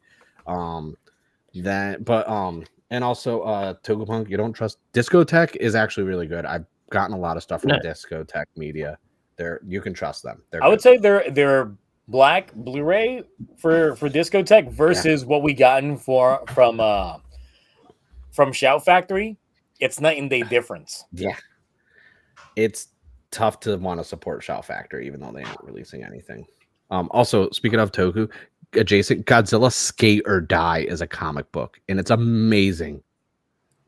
Literally, a whole bunch of kids are skateboarding while Godzilla's just tearing shit up. It's amazing. The thing, so if you want commentary and things like that for these kinds of shows, it's going to be a little bit harder to get for the Japanese properties, especially for the older ones. It would be harder to get the directors and actors and all that stuff in place to actually commit to doing the commentary and stuff versus what we've gotten with a lot of English Blu-ray sets. Because honestly, I was not a big fan of. I didn't care for commentary in film until I watched the Lego movie. The first Lego movie. Oh my god! With the commentary was the funniest shit I've ever seen in my life. You told me to watch it with the commentary, and I did, and I don't regret it. I haven't watched it with the commentary. I don't think I've watched it with the commentary. Watch the Lego movie with the commentary. It's the funniest shit ever. It is the best ever. It changed my mind on commentary reels. The thing is, the Lego movie by itself, it's great. It's fantastic. Yeah. You watch it with commentary. After you watched it, it adds another layer to the film that is hilarious. Right. Okay. I'll have to check it out. Because I've watched the Tropic Thunder commentary back in the day, and they have Robbie Downey Jr. in character like the whole time as the character he played. And as soon as he comes back to his senses, he takes off the black base. And like, oh look, Robbie Downey Jr. just entered the commentary booth after. Yeah. It's funny because within the movie Tropic Thunder, he's just like, bro, I don't break character until I do the DVD commentary. Yeah, that's what he does. That's what he does in the film, in the commentary. Yeah. If you want one of the best, like unscripted, not even trying to be funny, director commentary stuff, Armageddon. Oh, okay. Because Ben Affleck's on the commentary, right, and he's talking, and he literally was like, yeah, I have the quote up just to make sure because I heard it and like I will go back to this clip every once in a while. He literally says, I asked Michael, why is it easier to train oil drillers to become astronauts than it was to train astronauts to become oil drillers? And he just looked at me and told me to shut the fuck up.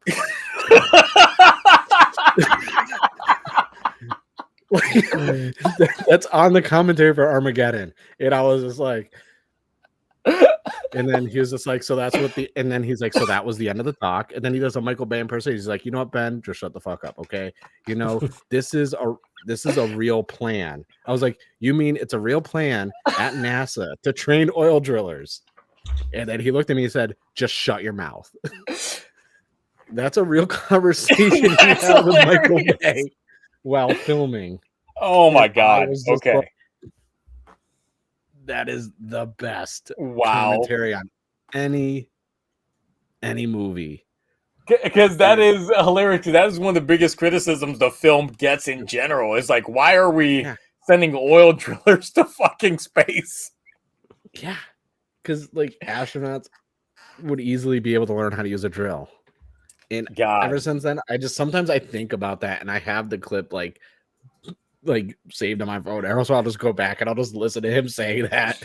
And I'm just like, oh my God, boy, that's funny as fuck. Okay. Because no one ever quit. Like, that's just great. That's the great thing about the commentary is sometimes they really just go off to the wall and it's not like not sanctioned by anybody. It's not. No one's trying to filter it. It's just like, nah, you just talk over this fucking film the entire time. Any of the Simon Pegg, Nick Frost films like Hot Fuzz, Shaun of the Dead, the commentary is great on those. It's good shit. Yeah. All right. That's fun. Well, we have passed the 3-hour mark. Has anything of substance happened in that time? No, I got a picture from Crazy Orb that is Golden Minato from the latest episode of Gotchard. Which anyone want to see? You know who had one of the longest lines day one at PMC as an actor for everyone to go up and meet? One of the longest lines. Who was it? ASJ. House St. John. Oh. I mean, people take photos and kind of zoom in. Like, all right, who said they weren't going to talk to him? That's in this line. I'm like, let's start outing some people. Also, anybody who just went up there trying to think that you could take a hot take on him on mic, but then bitched out at the last moment. I don't know.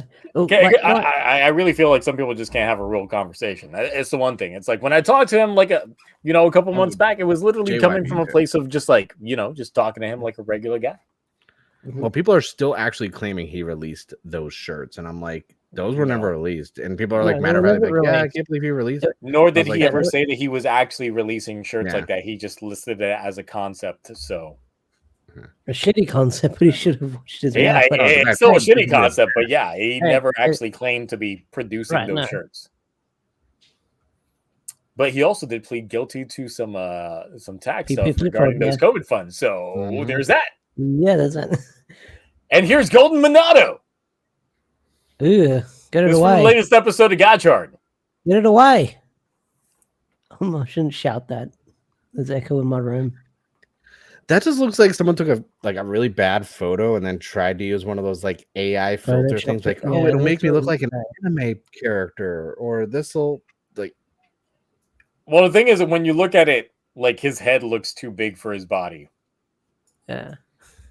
Definitely when you look at it in the episode, because this is the latest episode, Mhm. his head's still moving, but his body is frozen solid because it's cold. Is the finale this weekend? Yes. Yeah. It's finally over, Mark. It's I feel finally like over. I feel like I've been watching this since Reiwa era started, and I'm not even watching it. I feel like No, it but how started many 3 cards years did ago. you buy? Don't ask questions that are that personal. A lot. I just got the last set of the freaking Sotos in the mail yesterday, and look at this atrocious asshole that popped up on the top of the box. I was like, oh. So I guess half of Gotchard's revenue these last 2 quarters have been just you. Yeah, basically, I'm keeping Toei afloat. I'm 0.8 of the 1 that Gotchard's at right now. Well, support it any way that you can, I guess. If anything, I'm just supporting my guy in Japan now. I feel like, but I did get BoonBoomger stuff, so I got the Nice. mini plus set 3 at least. So I got some Nice. good merch for a good show. It's an all right show. We'll see if they that I change got things. that I got too high to record the video for. Yeah, could be one of those. That's why I don't drink and record videos. I usually don't eat edibles when trying to record videos, but I'm so far behind on content. I should. Maybe for my Gotchard video, it's like drunk history with Zio Agito, and it's just the Gotchard. All right, guys. So I'm going to be retelling the entire story of Gotchard right now from memory. That would be a good freaking video series, Drunk History with Zio, where you're just like, I'm drunk and I have to recount everything that happened in said show. Then you have to answer questions and try and remember. It'll be like a take on Marco Satsu's like history of, but it'll be drunk history of and then show. Drunk history of that. Yep. I have thumbnails made for a series I never recorded, but I had all the episodes planned out, and I was going to do like a VH1 behind the music, but I was going to call it Behind the Henshin, and I was going to like make up false stories about fictional characters like throughout the show. Like when a character would disappear, it's like, and then they went to rehab. And it was just going to be all this stuff about the characters. And I was like, man, that's a lot of editing. It is. That's not. It's hard to commit to a bit that hard because the amount of editing, photoshopping that you got to do, that kind of shit, just a lot. It is. I don't have that, and I don't have that. I'm working too much with like since I got in a new office and a freaking promotion. Like I'm working way too much. I'm barely able to get what I got now done. I mean, look, for me, I was like, I'm behind on BoonBoomger because I was sick and all that stuff. And I'm like, I got time now. And then I edited almost all of it yesterday, but then I had to edit in the show footage and the music today. And it's for 3 episodes. And I was like, this is going to take long. And it did take long. It took me longer to put in the footage and all that sound than it did for me to just film and put in the base recordings for everything. I'm not gonna lie, and I mean this with the utmost respect. You could easily just make videos edited like mine and still bank all those views. Like you really could. Like the thing is, it's like I feel like I've gotten past that point because the thing is, like, my early videos were very similar to just talking and then putting in maybe screenshots of the show and things like that. But I'm just like, if I go back I think my audience would notice and they'd be like, "Are you just cheaping it out on us? Like, what you doing?" What's with the different quality? I think Yeah, people like, come I'm an adult with a family who works full time, like. And I work multiple jobs, even when I'm Like, on there was a vacation from lull one job. I'm still period working when the other job. Like when I cut out like all the other stuff I used to do with the editing, there was like a dip, but then now the increase was bigger than it was when I was putting in the effort. Well, not the effort, the editing effort, anyways.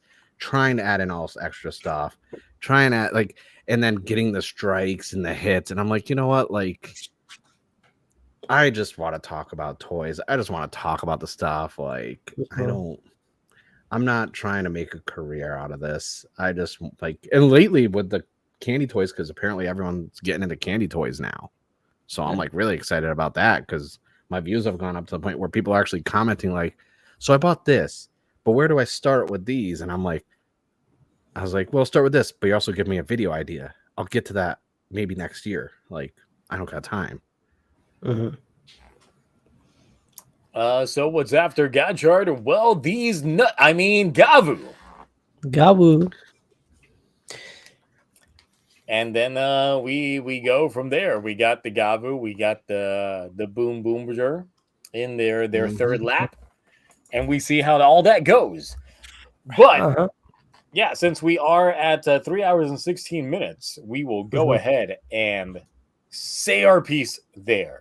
Especially since Ash was trying to dip out like an hour ago. So yeah, I'm sorry. I thought something came up, but something didn't come up. Never mind. Oh my God. apologize for that. Yeah. You know they have a thing for that. It's called Blue Chew. It'll definitely get that thing up. Use code ZEO. Get yourself a free supply. not a sponsor. Is your gimmick not henching for you? Is your gimmick not rising to the occasion? Not getting that rising impact? Well, now you can. Now, having some issues with your progress key? It's like, get that Blue Chew. Promo code ZEO. Yeah. Not a sponsor. Not a promo code. Don't use it. Open the gate with Blue Chew. You'll be right or knocking those boots. Yeah. But what videos do I have out? I've got my magnum opus. Everyone's been calling it. What's the new title of the video so people can know what to search for? Yeah. So what happened between Jason David Frank and Power Rangers?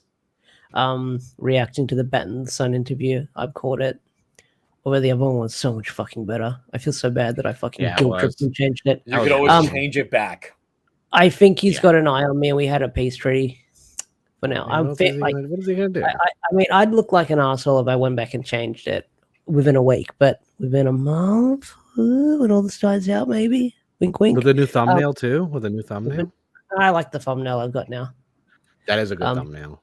That is a good thumbnail. But yeah, I've got that video up there. Power Rangers Infinity review. Power Rangers Infinity was average mid, a thing. It happened. I kind of knew that people would just watch my video out of curiosity because they weren't a fan of the comic. Power Rangers Prime, I did my raw reaction at 3 a.m. when the article dropped, so my voice sounds very dead. So what I've been doing is I'm sort of re-scripting it into a proper edited video, so that way it can be everything we know so far and add some more speculation. Because like I said, I recorded that video at 3 a.m. I had to get up in an hour.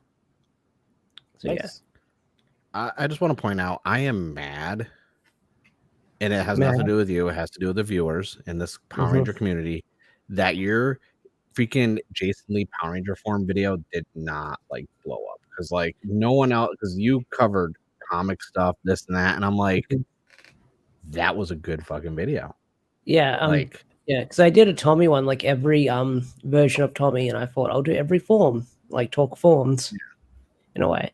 And usually people love that kind of shit. Yeah, yeah. I don't know if it needs a retitle. Possibly. I'll have to probably retitle the video. We'll see. It's weird because the thumbnail's good. That's a good that's a good algorithm thumbnail. Mm-hmm. I think it's because everyone's kind of burnt out and tired of the comic stuff. Honestly, yeah.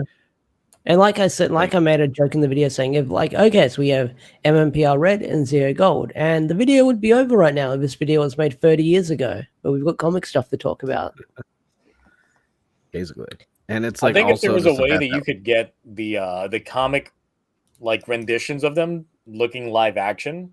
There is cosplayers, but I would have to maybe reach out to cosplayers, be like, hey, can I use your cosplay? Yeah, because people are, especially for the Toku community, looking at something that is live action looking. Right.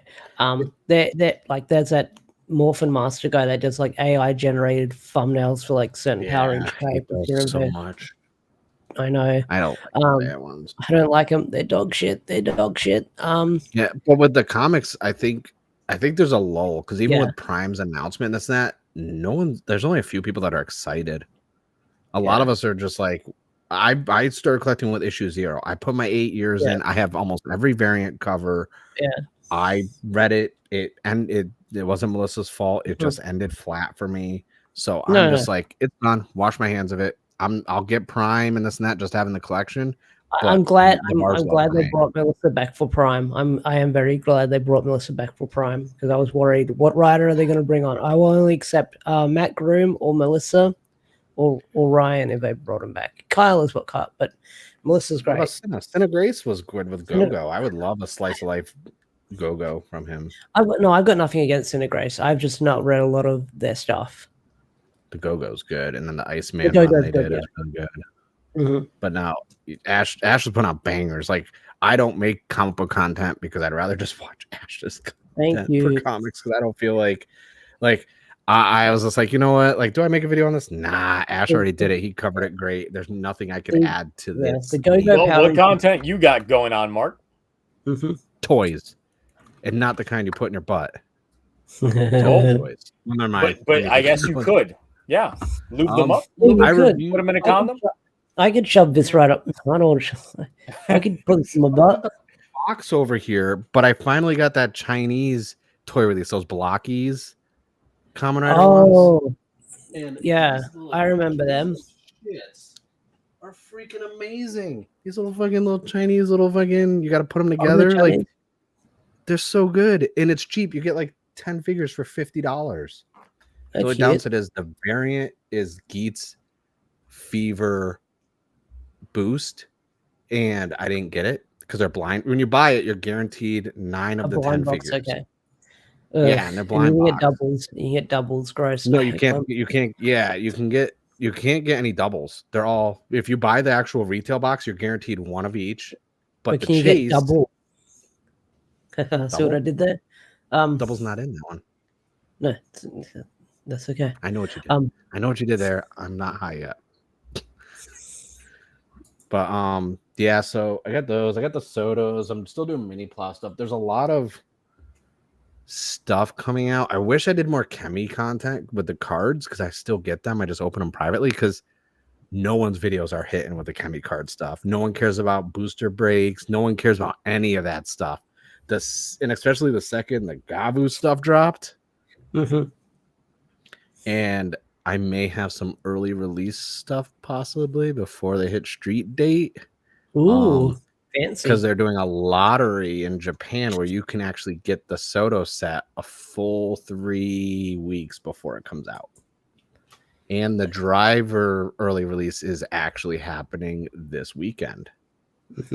So if my guy gets them, I will have either the Sotos or the Driver or both before next week's TokuTonic. Hopefully. Okay. Fingers crossed. All right. Cool. Nice. Because I did that with the Gotchard Driver. I got mine like 2 weeks early, and I was like, let me get that analytics. Let me get that algorithm.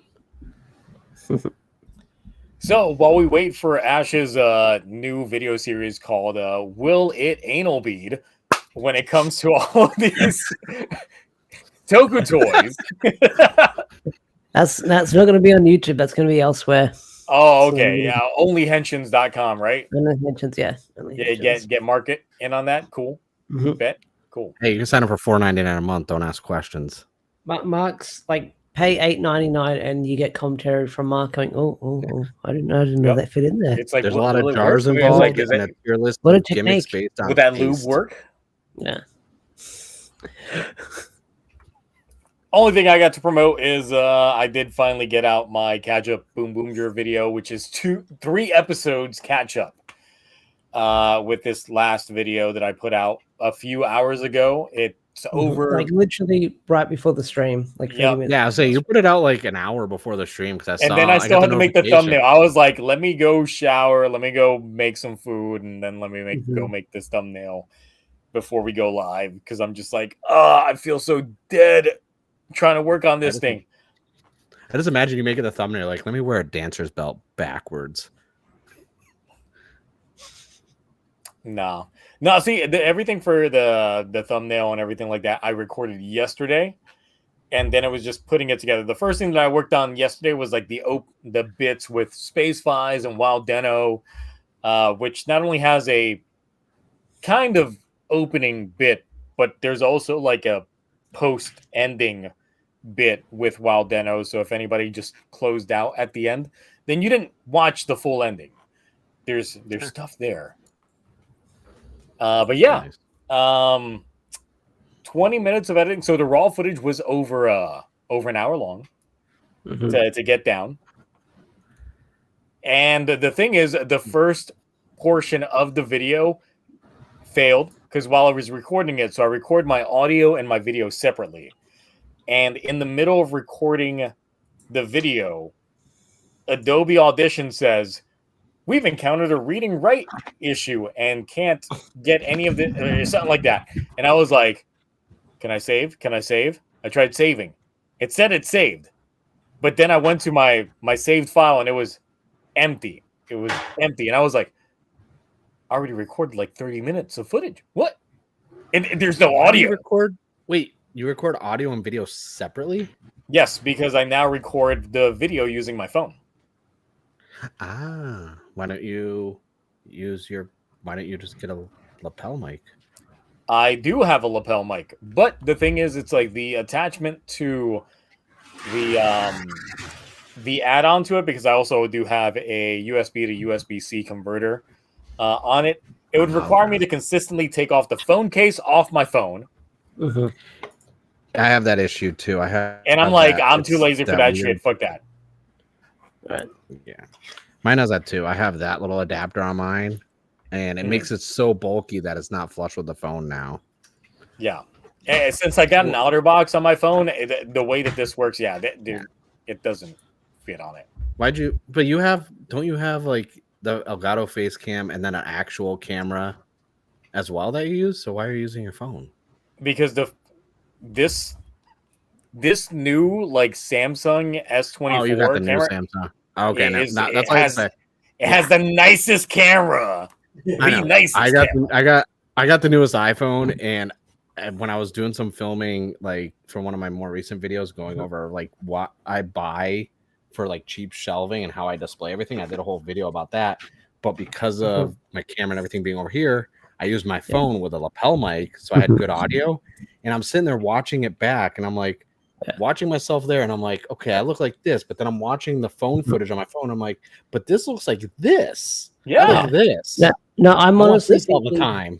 I'm honestly thinking about getting a tripod for my camera because I've got the S23. Yeah.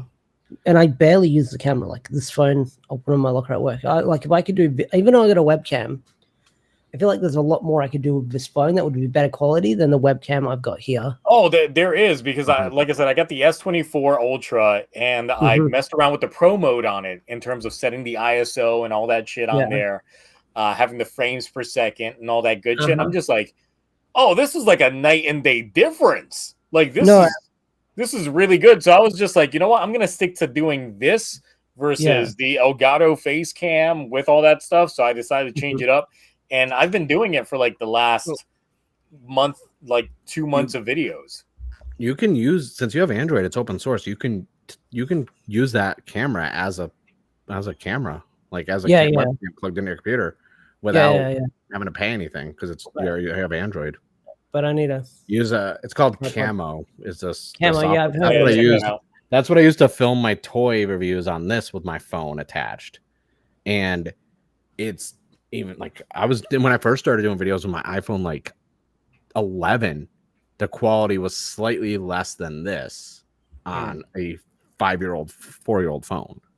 Like, it's just there's more convenient because my phone would overheat, having it plugged in and filming. It was like that's the downside. Yeah. But yeah, no, that was like, it's all like cameras because I have a Canon Rebel T7i, but I just am too lazy to hook everything up because then I got to get the Elgato Cam Link and all this other stuff, and it's like, but the quality, I'm just like everything's better. Which I've got all of that, but yeah, because literally throughout the years I've just been changing out my camera setup, so you can definitely see the difference in the cameras that I've used from the start of making reviews all the way to now. It's like it's been a consistent evolution. I'll have to remember to post a photo in your Discord. I don't even take my webcams off the thing. I have 2 other old webcams that aren't hooked up to anything next to the face cam because they're just sitting there. I have the Razer Kiowa whatever, and I have this other. Yeah, like I have that one. I gave it to the wife. Every time I get something new, she gets the hand-me-downs. Yeah, I got that other like whatever that other company is, the C2200 whatever webcam that was like $40. I'm like, they're just all just sitting up there, and I'm like. Right. Yeah. So yeah, just check out my latest BoonBoomger video, and that's it for what I got to promote because next week is going to be Gotchard Finale. review, where it finally is over. And yeah, we have been ending this stream for like 20 minutes. It's like other live streams in which people have introductions that last over an hour. Also, the little Chinese one come with little cards that are hollow foil for each character. Ooh. I saw Volverad even as a toy is still mid as fuck. All right, I've done my outro. I might dip for now, but it's been fun. It's been all fun. right, cool. Then on that note, look, we're out of here, guys. We will catch you next time. Until then, bye. Bye. 日本一